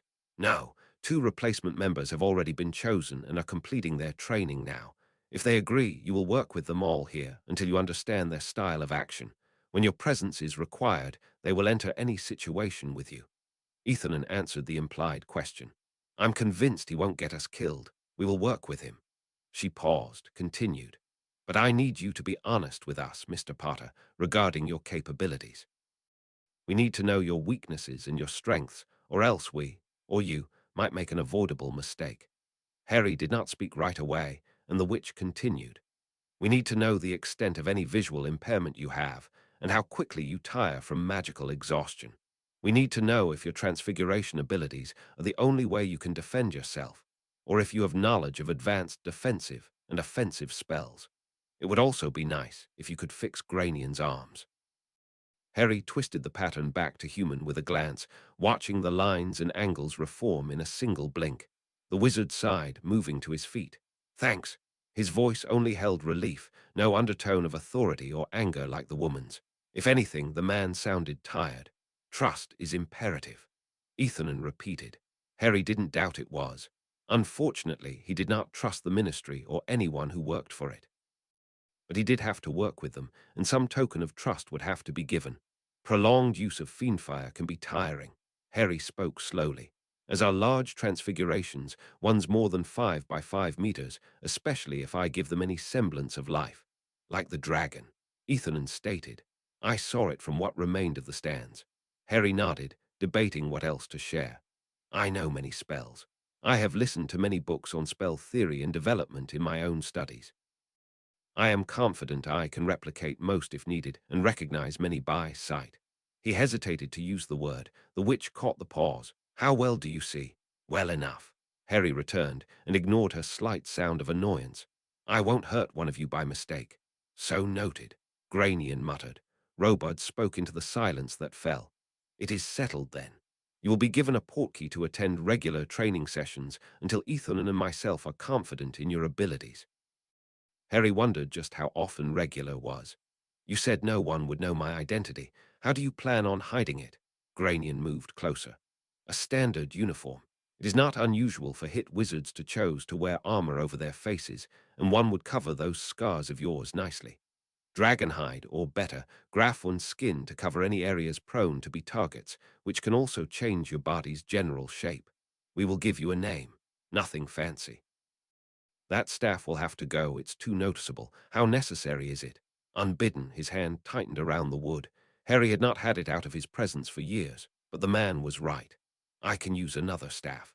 He reluctantly spoke, and Lavender Light jerked in a decisive nod. Get one made. Harry looked between the three pillars of light, each distinct and unique, and felt abruptly out of his depth. Just what in Merlin's name had he got himself into? It seemed regular meant daily. Harry was more aggravated to be missing valuable research time than having to use a portkey, but he could acknowledge that he was at least learning something. The worst part, however, was that he hadn't been able to see Hermione. They both attended classes in the morning, and hers went on into the afternoon, when Harry was already gone for the Aura department. He knew the training was only to last until he was deemed appropriately ready. But it was hard to remember that when he found himself sitting in yet another chair in another interrogation room, being drilled for hours on spell combinations, typical containment techniques, and the long lists of regulations and laws. He was lucky his memory was perfect. He listened every night to the multiple books he had been given on the policies of the Aura Department and the Hit Wizard Division, laying under his cloak to stare into nothing as a generic voice read lists of rights and penalties for violating them. The first week passed in a routine of paperwork, questions, and study. That Saturday morning, he escaped to the Grangers to bask in blue-violet light for the first time in days, much to Hermione's amusement. She chided him as he lay across her bed, staring over at her. I'm fine. I do have my own work too, you know. I think I'm close to something. It annoyed him that he did not even know what her current research problem was. In previous years, they had done everything together. But she hadn't wanted to share, and Harry, remembering his own experiments into souls and how he had longed to keep them secret, did not push. She would have a good reason for keeping whatever it was to herself, and he trusted she would come to him if she needed his input. Then he had the entire day of Sunday to himself at Grimmauld Place, Hermione off with her mother and aunt to attend the pre-wedding festivities of a cousin. He spent that time locked in his laboratory, pacing, stewing on the odd event of death. Death was what truly released a soul. Harry could change one, could kill one, but he relied entirely on sight. Could not transfigure something he could not see. Death. Souls went somewhere after death. They faded, but did not disintegrate. He knew in his gut that they traveled, somehow, out of the physical realm. Dementors could destroy souls. They sucked them free and dismantled them, using the essence of consciousness to form their own bodies to go on stealing more, leaving trails of empty husks to slowly die and decay. It was too bad that the foul creatures would take his own soul along with whatever remained of Voldemort. He liked problems. Better, he liked solving them. Having no good hypothesis on removing what was inside him nagged under his skin like a disease. Having no concrete avenue of research to follow, no theory to pursue. Perhaps it was good that he had the ministry training to keep him busy. He needed to move on. Perhaps he should delve into research dealing with restoring optical function, or begin developing his plans to form a private company to begin funding medical research, one that would eventually host Hermione's own endeavors. It would have to be legitimate. Better yet, perhaps by one already established in the Muggle world. Harry sat, staring blankly at the rows of metal tables, their surfaces clear of debris. If he knew Hermione, the medical field would only be the start. She had a fire burning in her to fix the world's problems. He loved her for it. Harry only wanted to discover what made things work the way they did, and if she wanted to use that knowledge to help both worlds, it was fine by him. He leaned back, observing the wooden crates of notebooks and glass containers, potion ingredients both magical and mundane, all stored neatly under his tables and waiting for use, and suddenly thought of his old advisor from the London school. What do you want to do, Harry, with your life? He had money, enough he never had to work. He had abilities that could save many people if they would believe him when he diagnosed problems, if he could make a few million copies of himself. He could heal people. He could bring the recently deceased back to life. He could kill people who needed killing. He could potentially kill hundreds at a time. He could break wards and repair them. He could transfigure any pattern to any other pattern save the impossible one. The ministry had plans for him to do that, and who knew what else. But the only thing he enjoyed doing was experimenting and inventing. Just because he could do something, did that mean he had to? Harry sighed. The world seemed too bright, too close all of a sudden. There was no escape from the constant moving light except in sleep, and under the cloak. More and more, he relied on the silken cloth to hide from his own reality. He was certain his psychology books would love the analogy, a man with too much power hiding under a sheet to avoid responsibility. But he pulled the cloak off his shoulders anyway and draped the black light over his face, falling into its pattern with relief. Here, something he could not change. Another challenge like the Horcrux that had no easy answer. But who made the cloak? Who made the stone? New purpose welled inside him. If he could not solve the Horcrux dilemma right away, perhaps he could research more into the history of the items he now had. Surely they were special, for he had seen nothing like them anywhere. There might be rumors or information about such artifacts in the circles that dealt in such things. Harry abruptly pulled the cloak free and stood, sudden purpose filling him. He might just go into Diagon Alley today. Hermione stomped one foot on the dirty stone. I'm going down there. Fergus Fallen, the second Exora whom Harry had hired as personal security, glared back at her. The Irish wizard was just old enough to be her grandfather and treated her much the same. The fact that the man had often mentioned the exploits of his 5 children and 7 rowdy grandchildren probably gave him the right to, most of the time. But not now. Fallen had agreed to help her in her search for the Mirror of Erist, and even agreed to keep their search secret from Harry. She wanted it to be a surprise. No. His voice was firm and betrayed barely a hint of his heritage. Blue eyes didn't falter at her mutinous expression. Nocturne Alley is no place for you. Hermione lifted her chin. We've already been to every store in Diagon that sells artifacts of that caliber. They all mostly know of it, but not who has it. It's not a particularly useful thing, just odd, so no one seems to care where it is, either. My only conclusion is that it's either sitting dusty in someone's manor or vault, or that it's been sold illegally. The only way to discover that is down there. She pointed down the dark entrance to Nocturne, ignoring the eyes watching them from both alleys. She hadn't liked the fact that she was treated nearly as much like a celebrity as Harry was, simply because the two of them were often seen together. While Witch Weekly hadn't yet labeled them a couple, it was well known that she was his best friend. As such, she wasn't as invisible as she liked to be, and no doubt some gossiping witch was currently reporting her whereabouts to the Harry Potter watchland that the popular wizarding rag had running. Good thing Harry couldn't read. Fallen folded his arms. He didn't look his age. But then again, wizards typically lived twice as long as their mundane counterparts. His hair was as black as Harry's, and nearly as wild, white only just beginning to creep into the long strands. Listen here, Missy. It's my job to keep you out of trouble, and that's what I'm doing. Ha! Hermione exclaimed. It most certainly is not. It's your job to keep some criminal from trying to kidnap me to get at Harry. He threw his hands up in the air. Exactly what I'm doing. It is not. Hermione. For a moment, the sound of her name didn't register, only the very, very recognizable voice. She turned, dread beginning to roll in her stomach to see Harry. What was Harry doing in Diagon Alley? Stood, dressed in simple black trousers and a green button-down shirt his aunt had given him for Christmas the month before, though she doubted he was even aware of that fact. The silvery fabric of the inactive invisibility cloak lay draped back from his shoulders like a fancy cloak, no doubt making him stand out even more from all the others in the alley with their dark robes. Vaughn stood just behind him, eyes narrowed at Fallen. Good, the older wizard said firmly. You can talk some sense into her. I am done. Hermione fumed at Fallen's quick betrayal. Traitor, she hissed, shifting uncomfortably as she looked at Harry's face, trying to read his expression. His eyes weren't looking at her. They seemed to be peering into the alley beyond her. He was frowning, mouth strained. I thought you were with your mum. His voice was not accusing, and that somehow made her feel worse. The shower was just this morning. She mumbled, stepping closer to him. Oh, he said simply. I didn't know that. He didn't know because she hadn't told him. That was obvious. As the silence grew, Vaughn coughed slightly. How about just wait over there?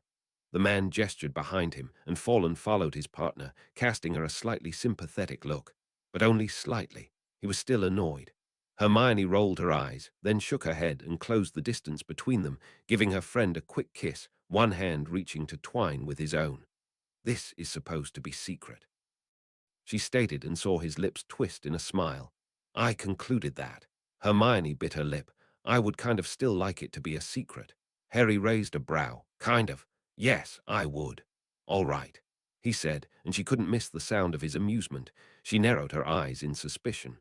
"Just like that," he shrugged, causing the cloak at his shoulders to gleam in the rare late afternoon sun that had struck the alley. "Can you tell me why you need to go into Nocturne?" "I'm assuming that's why Fallen was agitated." She sniffed. "I need to speak to some of the proprietors about something." "Can it be done by Owl?" Hermione frowned. Then she sighed. "I guess so. I think I would get more information in person, though. I've been told money talks better down there than words." "That and intimidation," Harry said simply. "Use my name in your correspondence." I doubt there is a wizard or witch in Britain who wouldn't know it by this point, as well as the fact that the Potter family is loaded.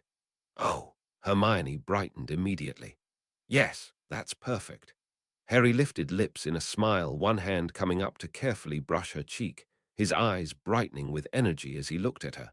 She shivered with the touch of his magic against her, before leaning into a proper kiss.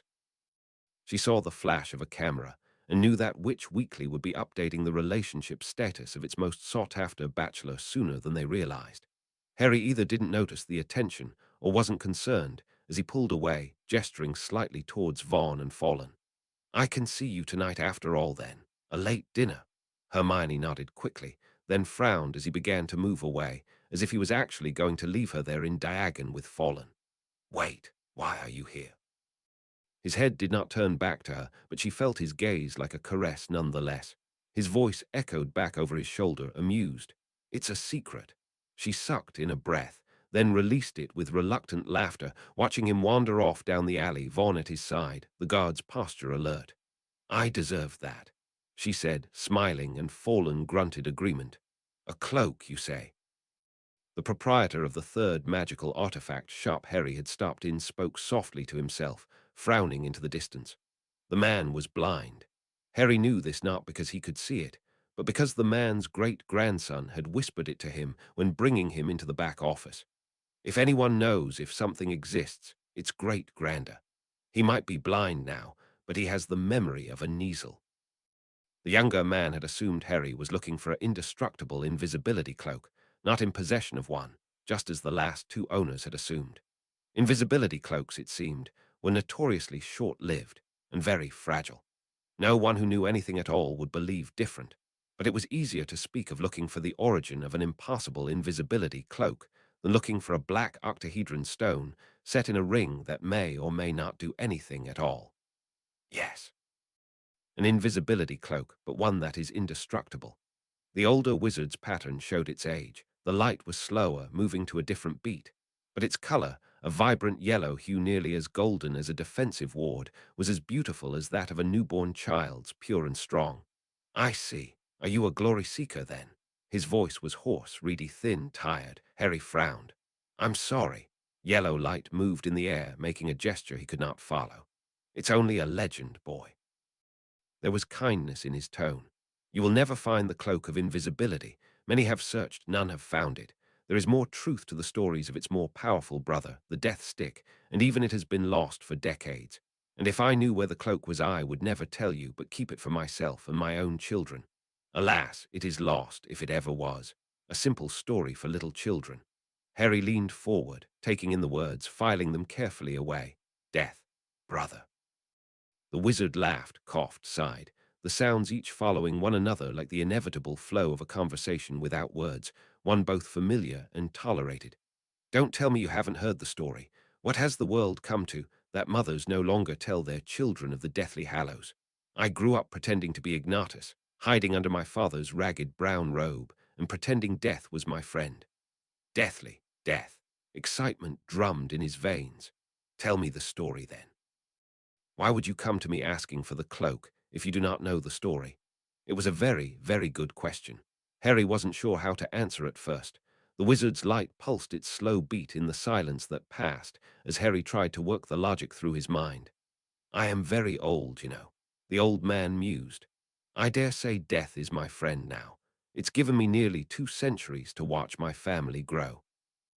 I've told the story to my great-great-grandchildren when they sat on my knees, and my youngest asked me which hallow I thought the most important. My older brothers, they wanted the wand, of course. Every witch and wizard wants it because it makes them powerful. But everyone knows that those who possess it find death far sooner than they would like. He coughed again, and Harry saw his light flicker ominously. No, I wanted the cloak. I searched for it everywhere. I delved every nook and cranny I could of Godric's Hallow. I spent money travelling the country, tracking the bloodline of the Peverills. I met my wife in Scotland on such a trip. She could trace her family line right back to his second daughter. But they too just thought it a legend. I would give my life to touch it just once. He sighed, and in the sound, Harry heard a lifetime of dreams. I was not the first to look, nor the last. The Dark Lord Grindelwald himself wore the symbol of the Hallows on his breast. It was rumoured for some time he had possession of the wand, until he was defeated by Albus Dumbledore. It must have been false, for the owner of the wand cannot be defeated in battle, only by trickery. The man's thoughts were circular, winding, telling his own story as he told the bones of another. Few care about the cloak, but I did. The power to defeat any foe, that is something. The power to bring back the dead, even that horrible thought is valuable to some. But a mere invisibility cloak, even one that is indestructible, not worth the bother. Power to bring back the dead. Harry's breath hitched and the wizard heard it. Why do you search for the cloak? Harry watched the beat of the old man's heart and began to draw the cloak from his shoulders, its soft surface sliding through his fingers. I don't. The wizard sighed, long and heavy, yellow hands reaching out as if the man could see what Harry held. Maybe he could. Maybe a person knew when something they had searched for an entire lifetime was nearby. Hallow. Holy, sacred, revered. It seemed an apt description of the white shadows and black stars that made up the elegant pattern of cones and prisms, angles made of darkness and light. Hallow fit better even than impossible, better than indestructible. Harry laid the cloak gently in the man's arms and repeated his previous request. Please tell me the story. The wizard laughed, pure joy in his voice, frail beams of yellow tracing along the folds of silk in his hands. I'll tell it as my mother did then. His voice was triumphant, lacking its previous weakness. I'll give you her warning, too. Harry smiled, feeling the rapid excitement of discovery at his fingertips, the answer to a question, the testing of a theory. My son. The old man began, warmth and warning and acceptance. Death is jealous and cunning and comes for all men. Make no mistake. A dramatic pause, and Harry could imagine a mother holding a squirming son on her knee, eyes loving, tone chiding, gathering his attention with the silence of an indrawn breath and pure expectation. If you try to trick death, it will only come for you sooner and in more vicious ways. Chapter 21. White Shadows Among Dark Stars. Harry stood looking at himself, observing himself. It was a tricky thing to view a memory inside a pensieve of himself viewing a memory inside a pensieve, like peeking through the layers of an onion. He hadn't tried until that afternoon. The last time he had checked himself over for outside influences had been with Hermione beside him, looking year by year for any sign the Horcrux had tainted him. This was different. This was, somehow, worse. Harry watched as his own green soul stood on a street, fire burning still on the edges of the memory, the inferi scattered about upon the ground like fragments of broken triangles.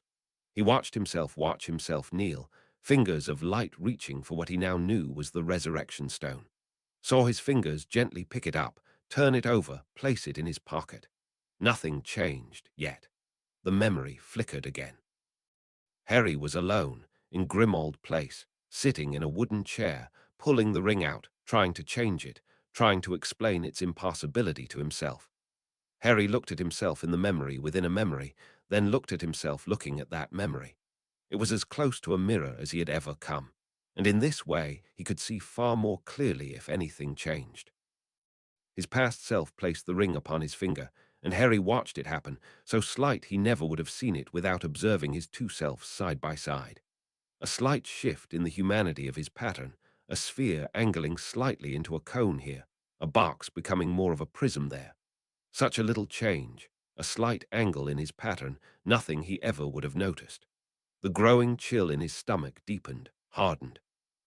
Harry changed the memory again, as he had 4 times before now, because he could see that that slight change was nothing. Nothing compared to what he saw when he examined himself 3 years ago to himself now. Harry watched himself unwrap the package that was around the cloak of invisibility, saw that the pattern upon the stone shifted in either agitation or excitement, saw his own pattern shift with it, so very excited at finding another pattern he could not explain.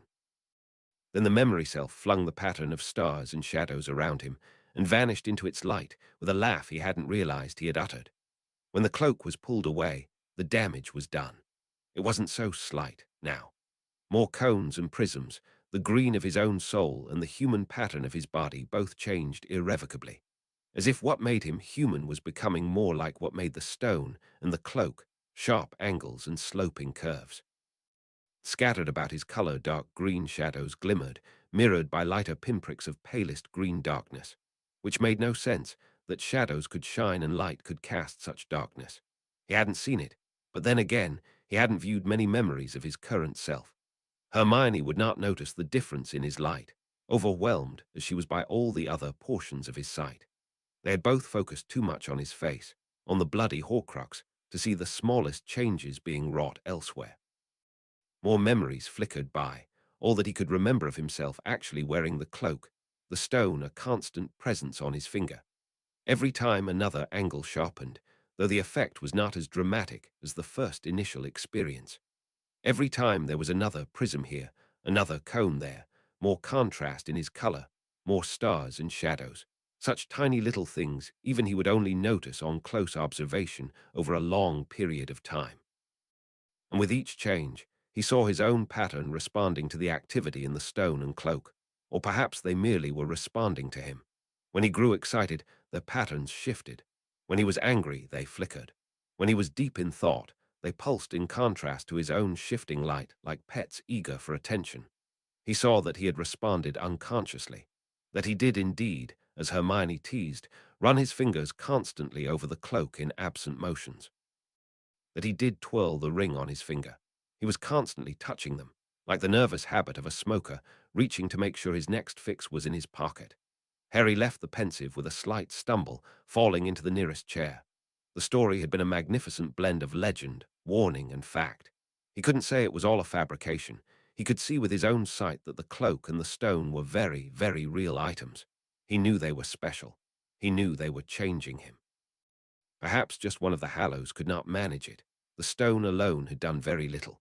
But it made him wonder about the truth of possessing all three, and what together they might manage to do to the human who held them. The master of death, immortality, in body or soul, conscious reincarnation, the ability to summon the dead or bring back life. Or would he die instead, becoming some shadowy figure who ushered others into the realm beyond, holding a large sickle? Such a fanciful, non-scientific thought. Harry ran a hand over his face, sighed, mentally stepped back from the problem, trying to separate his emotions and think rationally, scientifically. He possessed 2 artifacts, centuries old at least. 2 of 3 objects created, no doubt, by genius wizards for purposes only they would fully understand. Objects that were indestructible.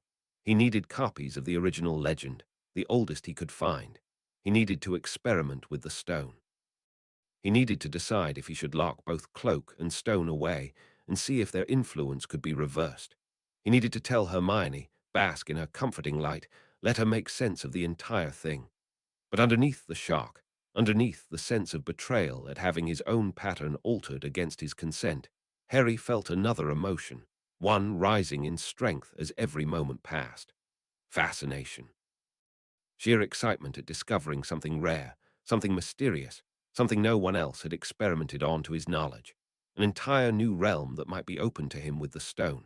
Despite himself, a smile began to twist his lips, and he looked down at his right hand, at the finger that still carried the ring that held impossibility.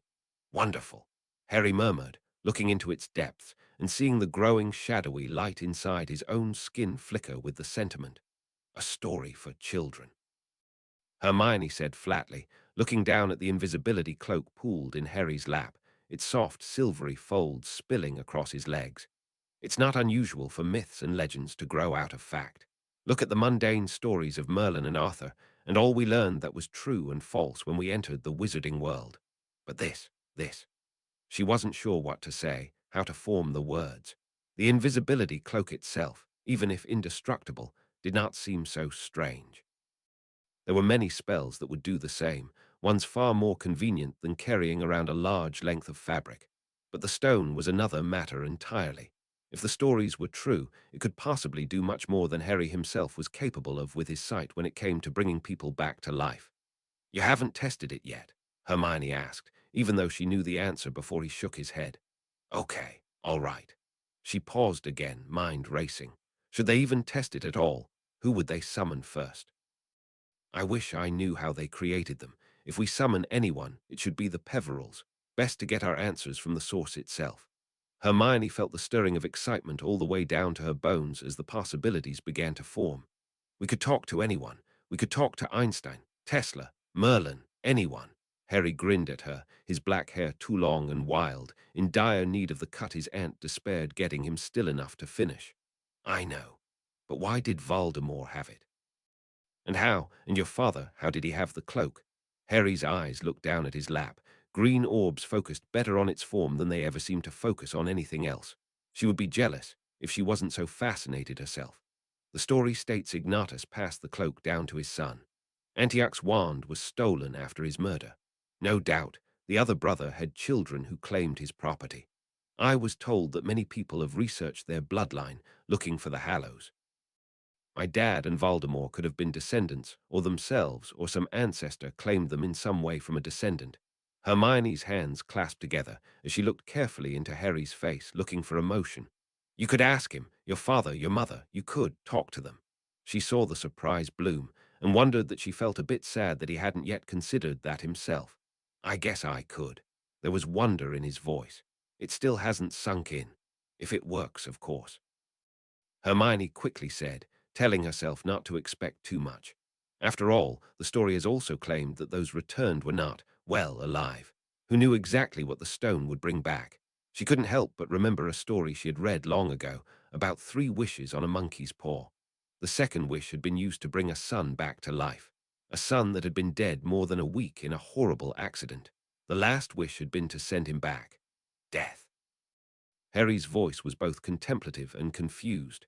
In the story, it's an actual person. Unlikely.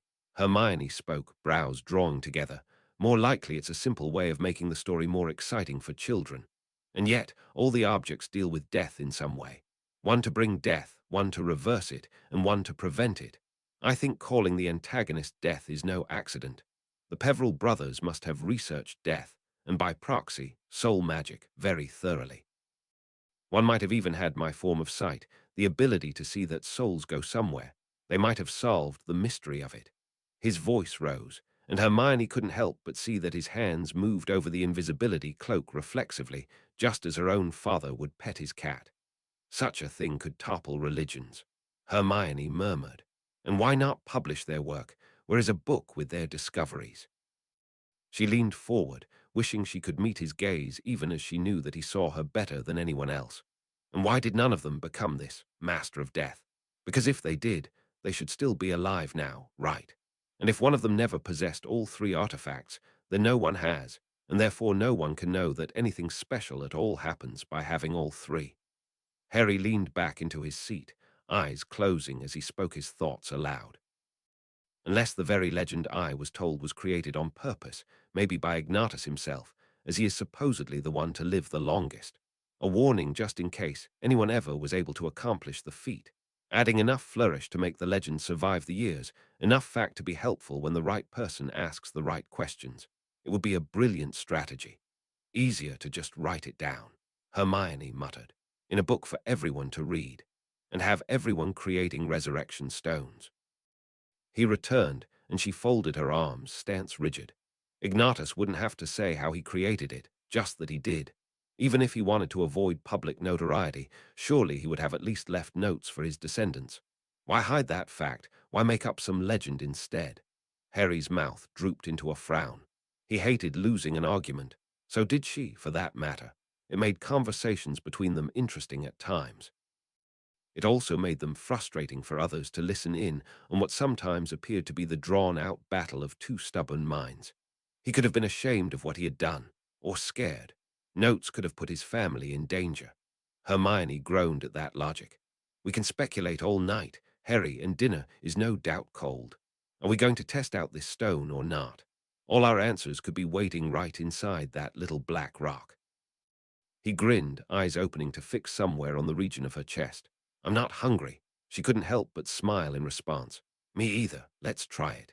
He stood without waiting, laying the cloak aside to hold a hand out to her, warm skin meeting her own as he tugged her to her feet, pulling her into an impromptu hug. Have I told you today I love you? Do you have your notepad on you? She laughed at the two very different questions. Yes, and yes. His lips twisted in a universal picture of excited mischief. Then away to the laboratory, my lady. Right away, my lord. She returned in faux solemnity, her hands squeezing his. In the hallway, Creature rolled his bulbous eyes and turned away. Warming charms were not standard in a house elf's repertoire for nothing. Cadmus Peveril was the one to create, or receive, the resurrection stone. Harry began, as they stood in the plain stone experimentation room, Hermione's lighting charms illuminating the empty space. He tried to bring back his fiancée, but it was told that when she returned, she was not dead but also not alive. He killed himself in his grief. She may also have felt some pain or trauma at being returned to life.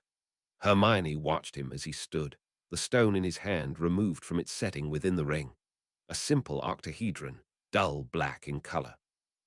She could have sworn, a time or two, she had seen something inside its depths glowing dimly out at her, but she hadn't studied it as thoroughly as Harry had. She simply hadn't been that fascinated with it. Really, we must go into this with no expectations. Any part of the legend could be misleading. The story says to turn it 3 times, so here we go. Harry slowly began to rotate the stone, fingers delicately maneuvering the octahedron as he spoke a name. Cadmus Peveril. Hermione saw something change and spoke softly as the magical quill on the table beside them automatically documented every word they said. There is a symbol flashing inside the stone. Silver lines, a line within a circle, the circle within a triangle. It's the Deathly Hallows symbol. Make note, this leads me to believe the items were indeed created around the same time, or at least Cadmus was aware of his brother's own inventions. Harry finished turning the stone the 3rd time, and Hermione sucked in a breath. Silver mist was coalescing before them, twisting, turning, fading away into nothing. Harry, Hermione questioned softly. I saw the hallow pattern expand and ripple, then splinter apart. I saw silver mist, like the substance of a ghost, then it faded. Harry raised his chin. Let's try again. Harry went through the motions of experimentation with thorough, unyielding patience. They tried rotating the stone in different amounts, in different directions, and only the 3 clockwise turns from their first try yielded any results. They tried chanting Peveril's name versus merely thinking it, only to get the same result as when it was simply stated. They debated letting Hermione try the summons and decided against it. While she was eager to experiment herself, neither one wanted to risk her own pattern getting twisted as his had from the Hallows' influence. Harry wasn't certain yet whether it was a benign taint or something with much darker implications. We need to try another name. Who is next on the list? He heard the rustle of paper, her voice a solid strength. The other Peveril brothers. Then you said Flamel. Why Flamel? Nicholas Flamel, the alchemist. Harry lifted one shoulder in a shrug. He made the only other magical gem that has gained as much notoriety as the Resurrection Stone, and it too deals with death in a fashion. Logical. Hermione murmured. Is it possible that souls that died a great deal of time ago cannot be summoned, only the recently deceased? Harry absently ran his fingers across the angles of the small stone in his hand, its size barely more than a pebble. Just as much as it's possible only magical souls can be summoned, or only unbroken ones that have not gone through trauma of some sort. More tests. He could hear the smile in her voice, and answered it with his own. More tests. Which is why they spent another hour attempting to contact each Peveril brother, a methodical process as each potential factor was again tested. Rotation, incantation, rotation, incantation, rotation, incantation. His stomach rumbled, an annoying break in the routine. Nicola's flame. Harry finally said, thinking of what he knew of the man. Another possible conundrum. Surely there had been more than one Nicholas Flamel, and surely multiple Peveril descendants had been named after their famous ancestors. How would the stone's magic know to pick the right one? Hermione gasped, and Harry, his fingers finishing the turn of the stone, saw the black stars expand and billow and bleed away into bright, stark color. It was pure, unblemished, solid scarlet red, a soul of beautiful light. There was no humanity to it, no angles for him to read, no pattern that governed its form. It had the shape of a man in clothes, even though the clothing held only the pure soul's light. He would say the soul was alive, but there was no flicker of life to it, nothing that could be killed or resurrected. It simply was. You make a grave mistake, young ones. Necromancy is no art to trifle with. The red light spoke to them. Harry was struck dumb with amazement. He realized suddenly that the scientific part of him, while thrilled at the possibilities, had not truly been expecting many results. Hermione cleared her throat, and he saw her light bend into a metal chair, her breath quick. "En Nicholas Flamel," she whispered hesitantly. "I confess, I did not expect there to be further adventures after death. I was quite counting on it being the end. I had already forgotten what it feels like to be angry, but I am angry now." The voice was male, strong, cultured, with an unmistakable French accent. It was not old, neither was it young. This was not a ghost or a spirit.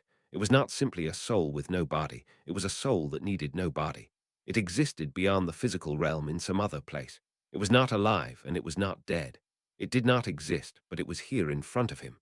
No wonder Cadmus Peveril had been driven mad. "What is it like?" Harry found his voice, surprised at its strength.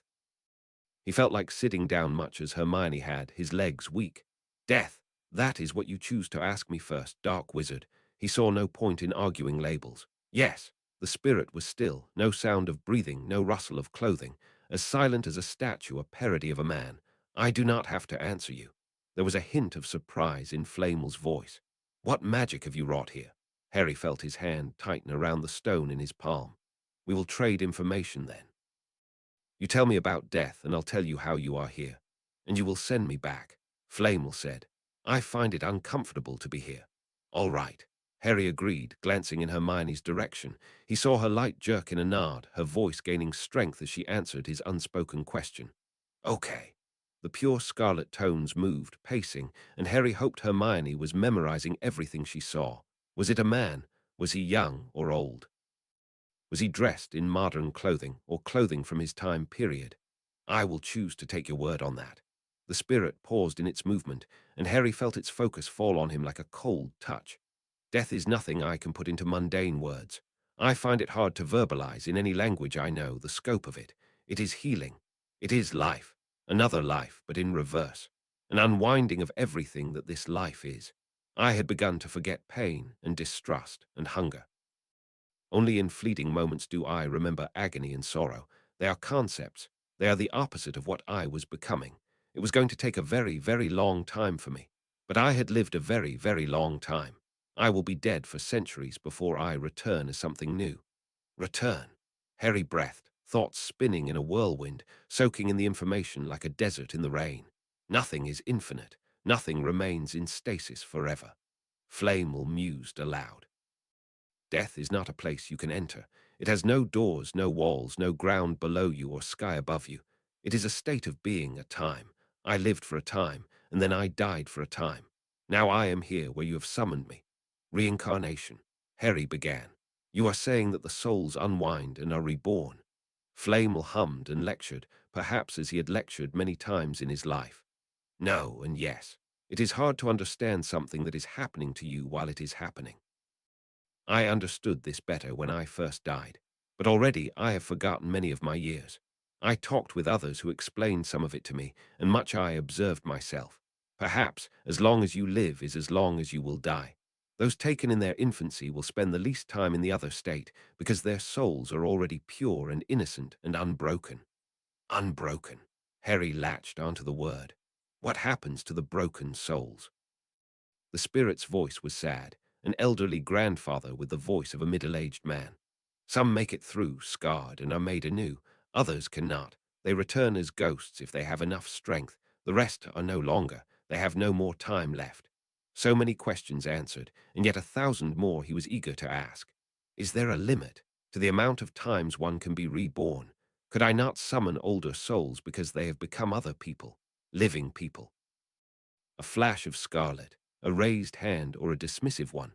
I answered your question. Answer mine. I would know what dark path a bright mind like yours has begun to tread. Frustration rose and was quelled. Harry opened his palm and held out the resurrection stone. I do not understand how it works, only that it does. The resurrection stone, one of the deathly hallows. I had hoped to speak to Cadmus Peveril, but the summons failed us. I wanted to know how it was created. I wanted to know how it is indestructible and why it has begun to manipulate my own soul. I wanted to know if there really is a master of death and what that would mean. So many questions. So young to hold such an old thing. I know of the hallows but have never held one. Light reached for the stone and pressed against his own, a cold pressure that he could feel but not truly touch, and then it fell away. And I still cannot. This is not life you have given me, but I'm sure you know that as well. What do you hope to gain? Harry lowered his head, looking down into white shadows with their scattering of dark stars, all held inside the small form of a gemstone. You said it yourself. I want answers to my questions. Some things are not meant to be known. Flamel said gently. Some things are better left a mystery, lost in time.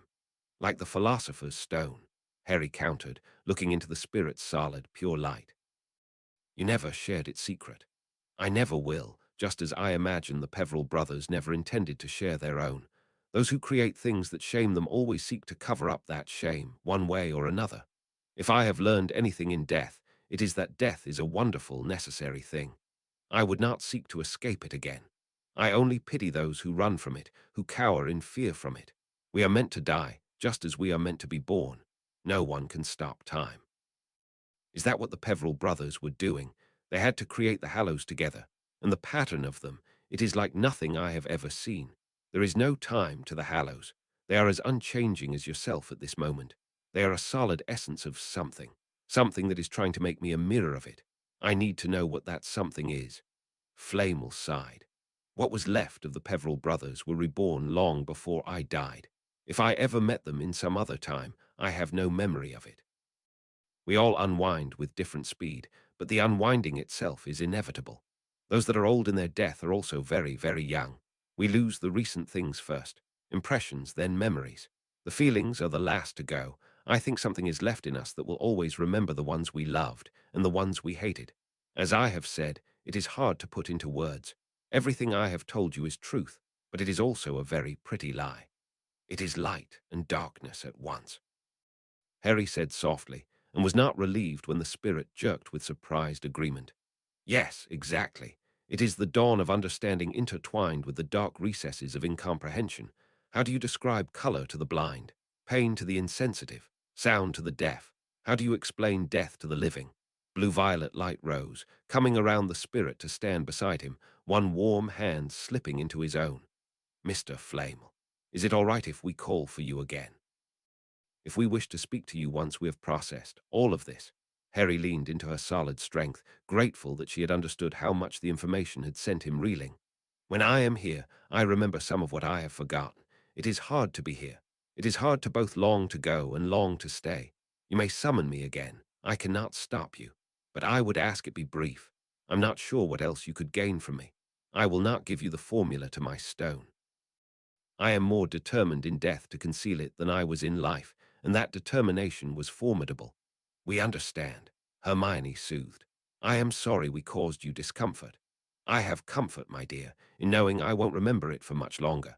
Harry clenched his own stone, focused on the spirit in front of them, and spoke softly. He hadn't been sure going into it how exactly a spirit, if one was summoned, could be dispelled. But he found the answer was simple. Goodbye, Nicola's flame. And so saying, turned the stone counterclockwise. The presence did not fade away. It collapsed in on itself, an implosion of spirit until nothing remained. Harry, Hermione said softly, her lips turning to speak in one ear. Let's eat. He smiled despite himself when his stomach rumbled. It said something about life, that one could discover proof of reincarnation and still be hungry afterwards. Yeah, let's eat. And with her hand in his, moved towards the door. I'm disappointed. Isn't that silly? Everything I have learned, all the new answers and questions, so much more than we could have hoped for, and yet I'm disappointed. Hermione ran a hand through Harry's hair gently as he whispered. She lay with her back on the sofa, Harry's body draped over her legs, his head in her lap as they watched the fire burn behind its grate. I really did like the idea of talking with Merlin. Hermione agreed, pinpointing with the accuracy of a like mind just what exactly was bothering her friend. All the scholars who are long dead, or even the ones who died little less than a century ago, lost. It was like I had them within my grasp, only for them to slip away, all that knowledge. She hummed in agreement, gently untangling his wild hair with her fingers, drawing her nails down his scalp until he sighed with pleasure. It probably would have been too easy. I pictured us in a room filled with all the dead geniuses of the modern age, solving world hunger and world peace and immortality, and warp-drive engines and space travel. Harry added, the corners of his lips rising with a smile. We can test just how long ago the dead had to die before they have lost their memories. She hesitated, then took a chance. You might still be able to speak to your parents. They've only been gone a little under 2 decades. I know. I want to, and time is running against me if I wait too long. But not now, not yet. She nodded briskly and let the subject subside. Meanwhile, it's time to research everything we can about reincarnation. If I had to pick a world religion to be on the mark about death, Hinduism would not have been my first choice. It makes me wonder about other things. Harry turned in her arms, green eyes looking up into her face. Vibrant, beautiful green eyes. Hermione smiled into them, not the least bothered that they were focused firmly on her nose. Like what? She prodded. Dementors, for one. Is it possible they were created for a purpose? To find and consume those broken, fragmented souls that manage to avoid death? Maybe even a way to recycle ghosts? Hermione laughed, the mental picture of a garbage truck pulled by ghastly floating Dementors flashing through her mind. But she couldn't discard the logic of it. If they were, it was a creation that did not stick to its appointed task. I've never heard of dementors going for ghosts, only perfectly normal human beings. They cause unimaginable suffering as well, even when they do not kill. Seems superfluous. He let out a sigh, absently rubbing his cheek against her palm. Just as likely they were a failed experiment into soul magic. I wouldn't mind destroying them all either way. I hate them. Hermione knew there were few things Harry truly hated with a passion. She leaned down to place a quick kiss onto his lips. We'll add it to the list. She grinned. Things to accomplish in the next 10 years. 5 years. He scoffed. Let's be realistic. They laughed together, and Hermione felt warm and comfortable and content. She could almost let herself forget the Deathly Hallows completely. When his light left, Harry wandered back into the now silent, empty living room. He felt as if some of the life of the place went with her, though the happy echo of her presence remained. Master, do you need anything? Creature questioned softly, and Harry turned to regard the elf with a quick look. No, thank you. The elf, short and spindly, drew away at his words with a slight bow, leaving without question. He was still a very formal, self-important house elf, even after the years he had spent with Harry as his master. Harry sat with a sigh, twisting the ring that had retaken its place on his middle finger, the stone a black incandescent eye upon the twisted band of gold. He wasn't surprised to feel the presence of the invisibility cloak at his back, the fabric sliding across his shoulders and glimmering like a slice of the night sky. He didn't remember putting it on from where it had been left in a puddle on the cushion hours earlier, and he was too tired to worry over much about it. It was simply there when he wanted it, like the unquestionable force of gravity. One did not have to understand to believe. Still a mystery. Harry whispered into the quiet room, the fire dying in its cage, its fuel expended. My two impossibilities. And despite himself, he wondered just where the third Hallow was and who bore it, and if that same pulling force of gravity would strive to bring the three items together once again, a complete unit. He wouldn't look for it. He had other questions that needed answers, other projects to devote his time to. There was the ministry, and Hermione, and the Horcrux. But he was no longer certain if, faced with the third Hallow, he would be able to turn away and not reach out and take it. He was just too bloody curious for his own good. The March meeting of the Wisengamot was pathetically routine. Harry spent the majority of it trying to care about cauldrons, property lines, and proposed fines in lieu of incarceration. The only highlight was when the new house elf regulations, or more appropriately, the lack of them, was presented. House elves would no longer be slaves. They would have a choice of when and where to work, a choice to leave if they were not satisfied. They would not be forced to take compensation, but their masters would be forced to offer free time and wages. A family group of elves could not be forcibly separated, and no elf could be made to take a mate and have young against their will. And best of all, in his opinion, were the new penalties for commanding corporal punishment for refused commands. No longer would a house elf have to beat themselves or others for their master's twisted pleasure. Vaughn told him that when the vote was called, most heads swiveled in his direction. Only 5 members refrained from voting. The rest followed him when he raised his hand to signal his positive vote. Hermione met him outside the doors, her light pulsing with emotion. She flung her arms around him with a giddy laugh. "We did it! We did it!" He laughed in return, swinging her around in a clumsy embrace that sent them both stumbling. He heard the pop of cameras and ignored them. The reporters would take their pictures, but none would approach him. His reputation did have the occasional positive effect. "We should move on. There's a crowd gathering." Vaughn murmured in their ear, and Harry nodded, walking briskly towards the lifts, Hermione's hand held tight in his own. He couldn't quite keep the smile from his face.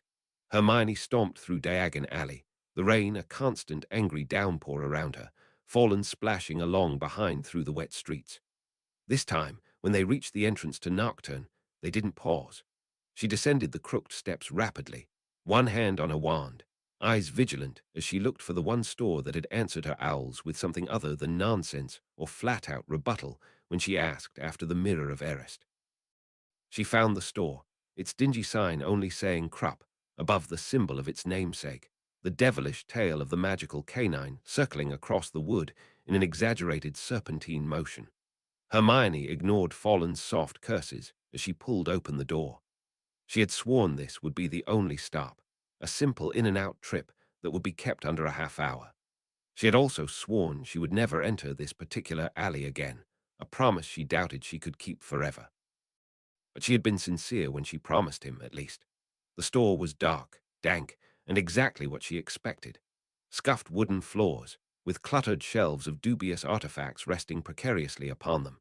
The only window was boarded over, not even the palest ray of the late afternoon sun shining through. The storefront was instead lit by a few sparse candles in ornate gold and one pitted silver candelabra that rested beside an equally pitted silver dining set. The young man behind the counter, however, did not look like the Mr. Brendan she expected to find manning a desk that looked in need of at least 100 repairing spells. She never understood how a world that had cleaning and repairing charms at the flick of a wrist could still be dirty and semi-demolished. "May I help you?" The man's eyes weren't focused on her, but on Fallen, his accent foreign. He was bald, so smoothly shaven a hair removal potion must have been used. Would also explain the disturbing lack of eyebrows. Perhaps the potion had been accidental. Hermione stepped into his line of sight. She was on a time limit, after all, no time for niceties, as if this place warranted it. "I'm looking for Mr. Brendan." Eyes that looked black in the low light fixed on her, the iris indistinguishable from the pupils.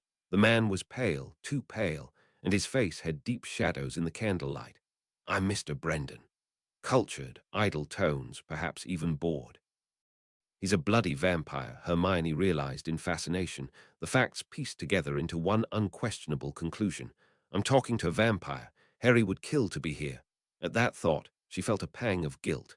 Harry wasn't here because she wanted to go alone. She wanted to do this for him, if she could only find the blasted mirror. "Okay," Hermione answered, and could practically feel Fallen's disapproval at her back. The Exora hadn't known they would be talking to a vampire either. While the beings were not exactly required to register with the Ministry, they were usually monitored anyway. If Fallen hadn't known Mr. Brendan was a dark creature, it was because the man was either new to the alley or had managed to successfully avoid Ministry employees. Considering any known Ministry employee walking into Nocturne Alley alone was an instant target for every ghoul, hag, and criminal, she was leaning towards the later. "You sent me a reply about the Mirror of Erist. You said you had information." The man smiled, and she didn't know whether she actually saw the hint of pointed canines or if her mind was playing tricks on her. He reclined slightly in his chair, the movement all liquid grace. We do indeed, for a price of course. Nothing, as they say, is free. Hermione nodded briskly, fishing out the leather drawstring bag from her damp cloak. It clanked with coins when she tossed it onto the counter.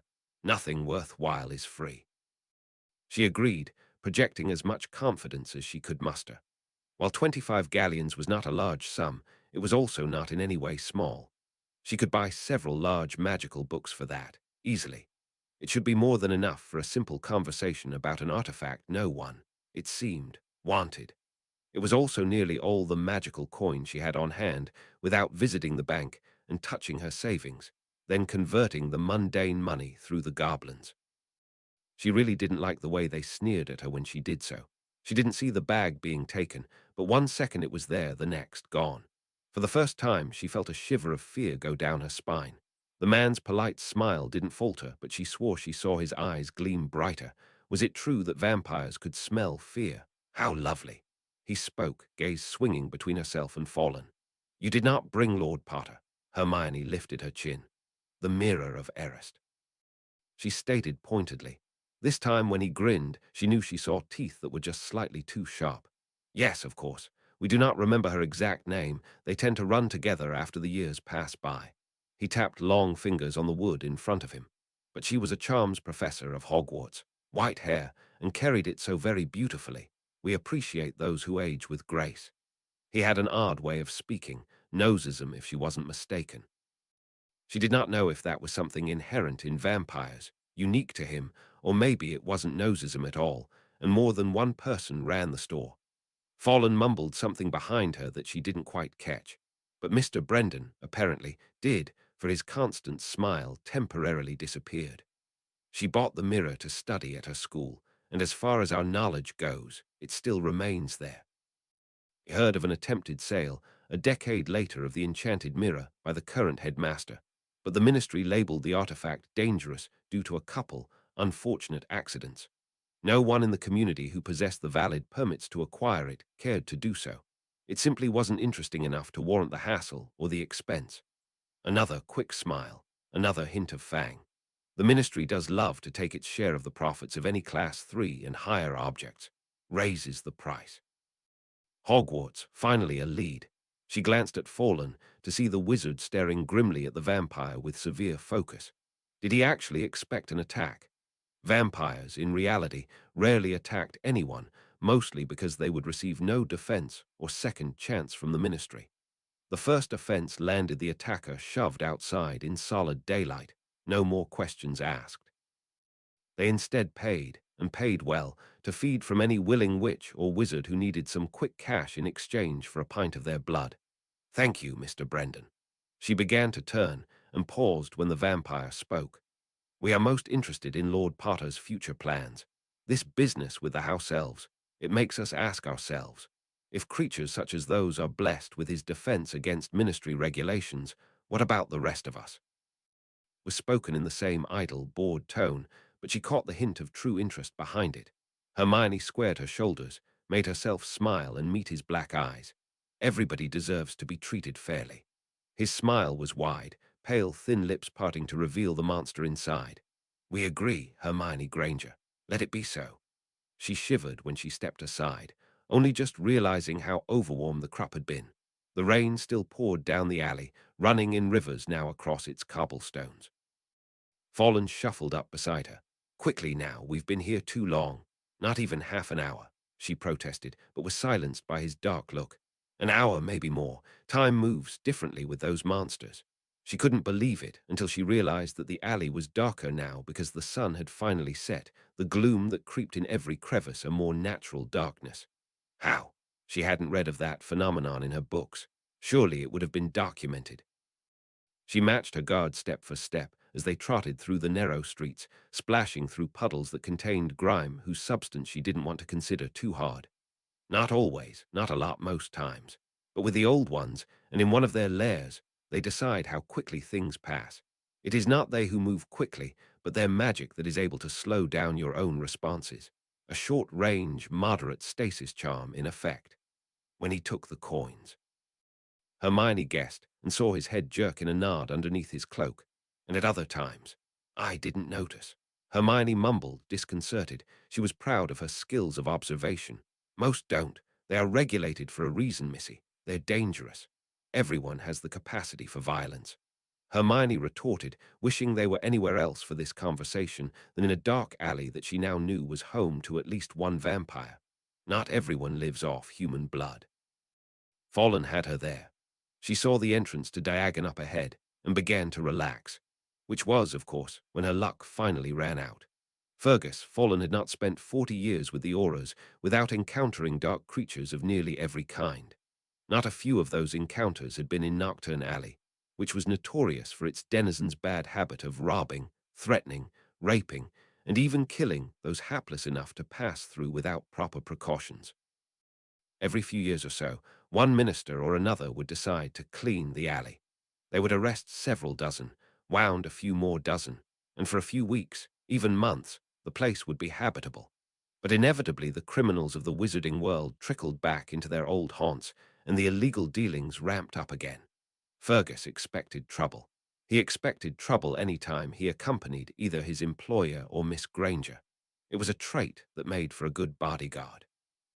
Whether the expectation was warranted or not, it was a given, and with a high-profile wizard like Harry Potter, he had not doubted for a moment that it was only a matter of time before someone got it into their head to seek revenge or notoriety by threatening or even attacking him. He hadn't expected it so soon. Lord Potter had a reputation, one that leaned towards inspiring fear in the general populace, but Hermione Granger was not the blind sorcerer, and they had been in the alley long enough for word to spread of their presence. The spell came from ahead and to the right, another from behind. Miss Granger was no slouch in the wand work department, and he gave her credit for raising a relatively strong shield charm at the oncoming jinx.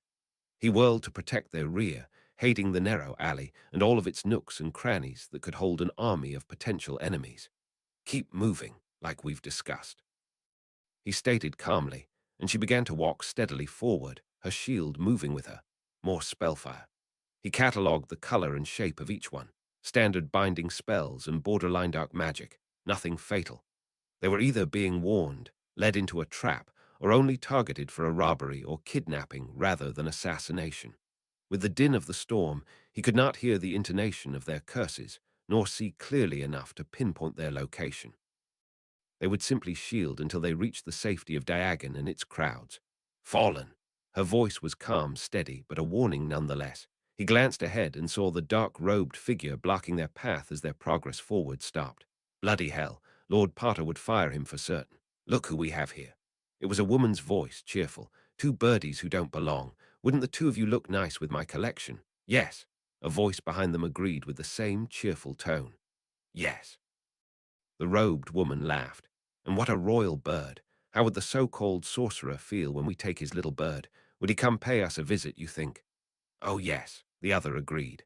Fallen calculated his chances of disarming them, only two of them that he could see. Would he pay us, threaten us? Does he care for you, little bird? Does he like his little mudblood whore? Miss Granger stiffened, her shield lighting the alley with soft gold light. Her voice, when she spoke, was cold with finality. He would just kill you. The women shifted in silence for a moment. Fallen felt that silence down to his bones and wondered if Granger was trying to scare them into scattering or simply stating the truth. He wondered for the 100th time just who exactly Vaughn had talked him into working for. He was getting too old for this. The pay sure had been great while it lasted, though. The woman ahead laughed, but it was not as cheerful as before. He wouldn't have the bollocks. Little spoiled brat who thinks he's a lord. There was a hiss. Fergus felt it more than heard it. It was dark, liquid happy. The sigh of a predator whose teeth had sank into meat fresh and warm and thrashing with life. He knew that sound had seen the aftermath of its carnage. Run, Fergus demanded, pushing the surprised girl ahead of him into a stumbling run, even as the robed woman ahead let out a scream of rage. Julia. Her spells, when they came, were not aimed at Fergus and Miss Granger. Fergus did not look back as they passed her by, Diagon Alley steps away. He heard her scream cut off, heard that hissing sigh of pleasure once again. Miss Granger jumped the last steps into the other alley, the throngs of passing wizards giving them only a brisk glance. A voice came to them from the shadows of Nocturne, soft and cajoling. One favor for another. Let it be so. Miss Granger began to turn back, and Fergus took her elbow in an iron grip, pulling her with him towards the crowds and the light, and the humanity that was far less likely to kill them, one way or another, growling curses into the night. Bloody, cursed, despicable monsters. Harry paused at the end of the driveway leading up to Privet Drive, a habit formed years ago before he even understood and questioned what it was he saw. Before, when he was young, the wards over the Dursleys' house had been thin bands of strong emerald light, a cage-like grid that was easily seen through to the greater shadowy sky above. They had always been there, and when he questioned why his own home and a few select others bore such domes, there had been no easy answer found. He had speculated about natural rhythms of energy or even some sort of gas leak. Later, in his teenage years, he had known it must have been some sort of ward created by his wizarding mother to protect the only family she had left. It was good, then, that the Dursleys had never moved. But such a thin, fragile ward, whose exact purpose the ward makers had been unable to define, would not suit his family now. He had needed wards strong enough to hold several wizards at bay for a long enough time that his family could seek help.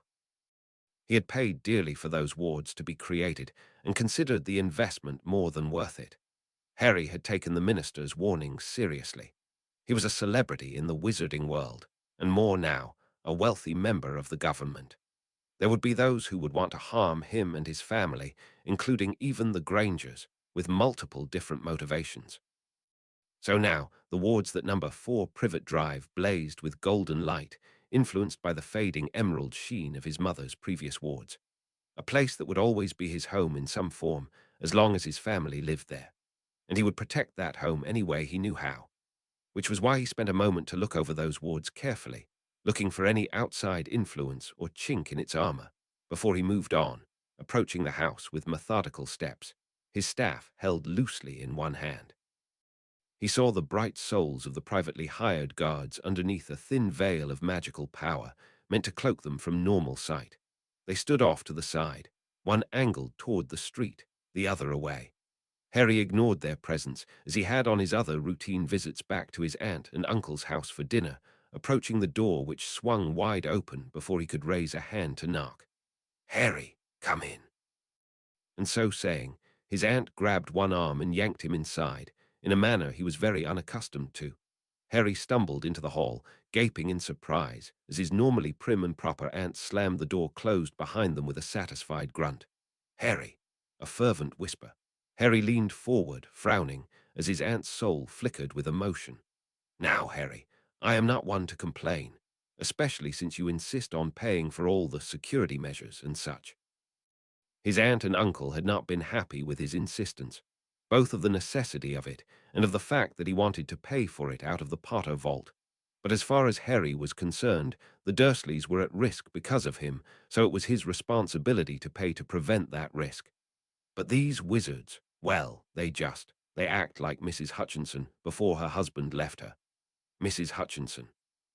If Harry remembered her correctly, the older woman had lived 2 doors down and been the community fashion watcher. About as snooty as the upper middle class could possibly be, and part of the reason his aunt had been so concerned that Harry always be dressed to perfection when he stepped outside the door. Heaven forbid his clothes be mismatched. His aunt would have a telephone call before he even reached the playground. How so, exactly? Harry asked hesitantly, speaking in a low tone in natural mimicry of his aunt's fervent one. She whispered back, hands of jam purple ringing together absently with flexes of color. "Well, it's nothing specific, just a tone. I've tried to ignore it, Harry, but I keep getting the feeling that we're being treated like particularly intelligent animals." Harry froze, a tremor of anger running through his blood. He knew the guards were purebloods. It had been hard enough to find trained security at all outside of the Aura Force, and of those few knew anything at all about the Muggle world.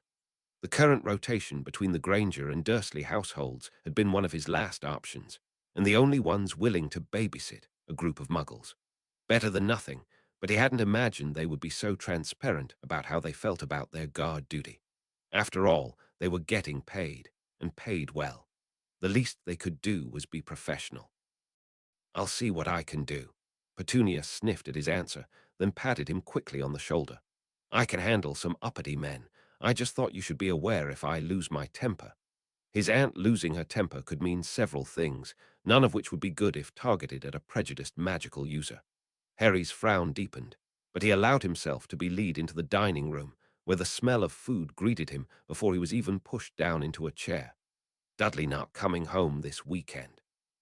His aunt returned from the kitchen, then jumped with a startled shriek as a loud pop echoed through the room, right on the heels of a vibrant yellow swirl of color. Creature apologizes to Master's family. The house.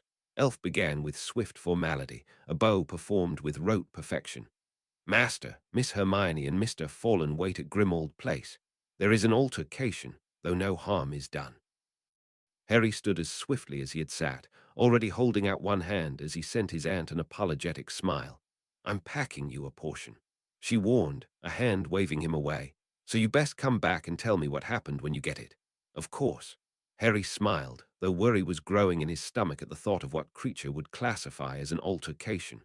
A bony hand grasped his own, and yellow magic rose to squeeze him away. "My fault, sir." Amazon green light, blazing out of a figure that stood tall and proud in the center of the Grimmauld Place living room. "No, it's mine," blue-violet light demanded in return. "I'm the one who wanted to go down there. I'm the one who didn't know about vampires' time-manipulative abilities, or I would have left as soon as I realized." Harry wondered if there was something wrong with him, that he felt a pang at having missed out on that experience. Was it truly manipulating time, or simply slowing down the life force of another person? Could vampires affect life force as he could? What did a vampire's pattern look like?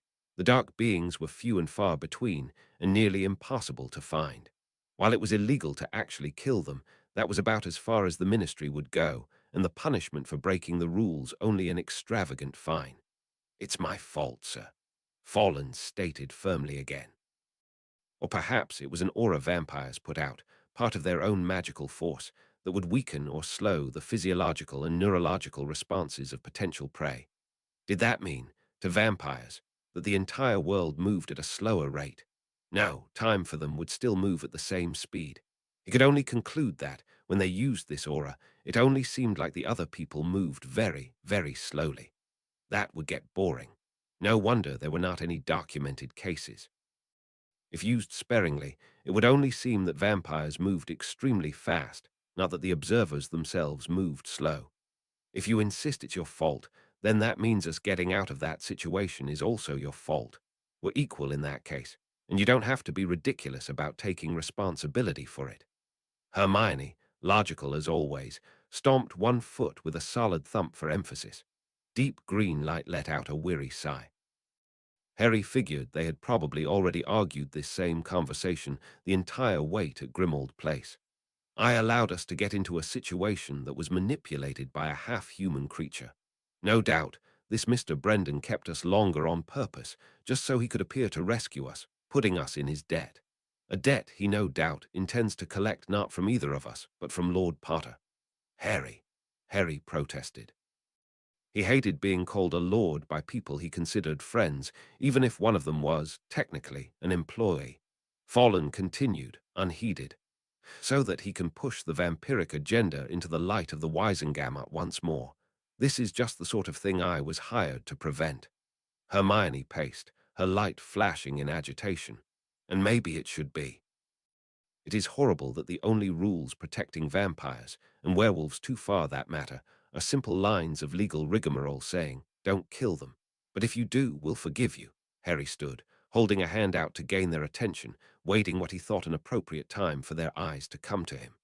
"Fallen, I don't blame you for this, so get that out of your mind. You did exactly what I hired you to do.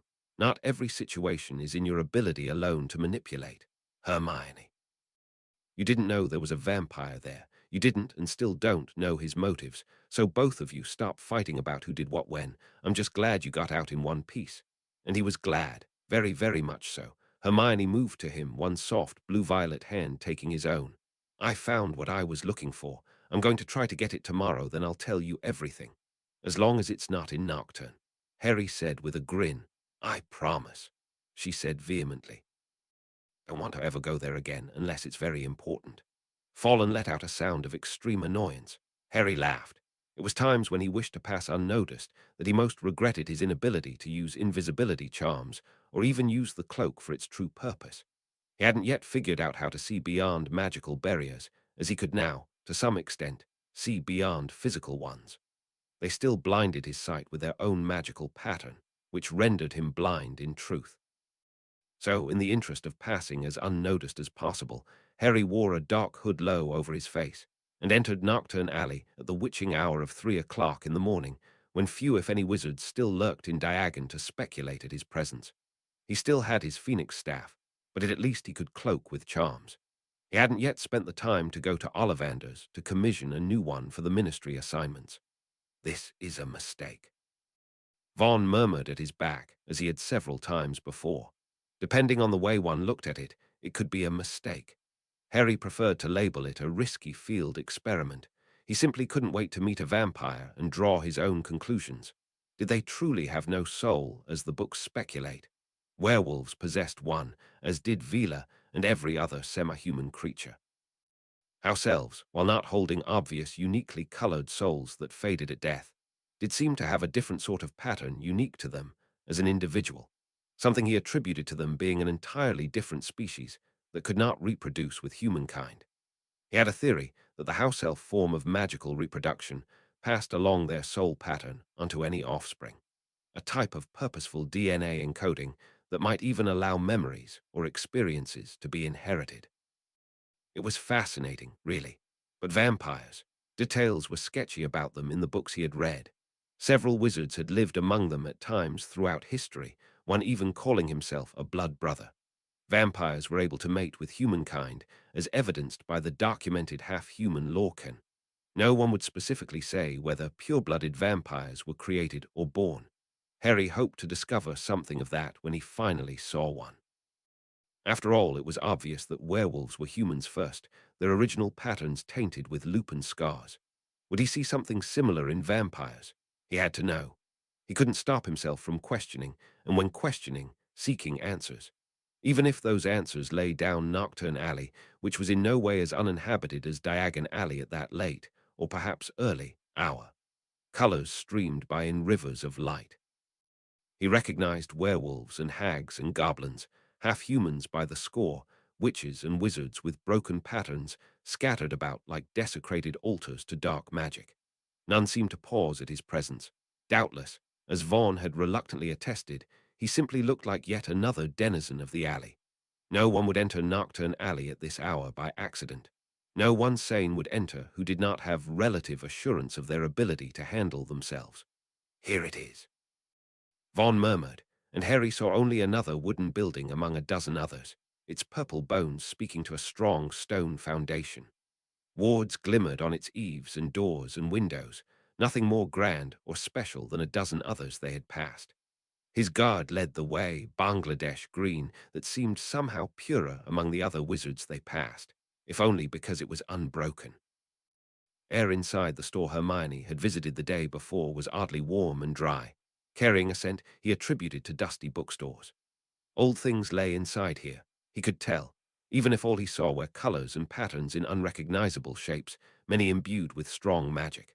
A person was inside, an orange color that was streaked through with black along jagged breaks in his or her pattern.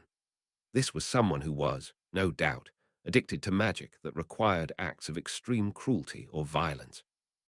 Acts that made a person into a monster, but this monster was human. Vaughn was a solid blue-green shield between him and the other, who flickered along the shelves with questing hands, the guard stiff, his colors vibrating with intensity. May we be of service? The voice drifted to them from the depths of the store, cultured tones oddly melodic.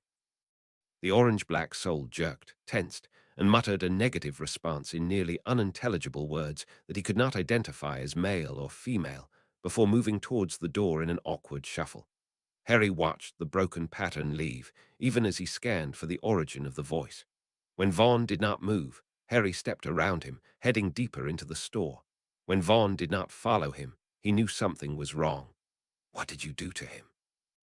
Harry asked into the warm, empty air, feeling it swirl and move against his skin as something entered. Something.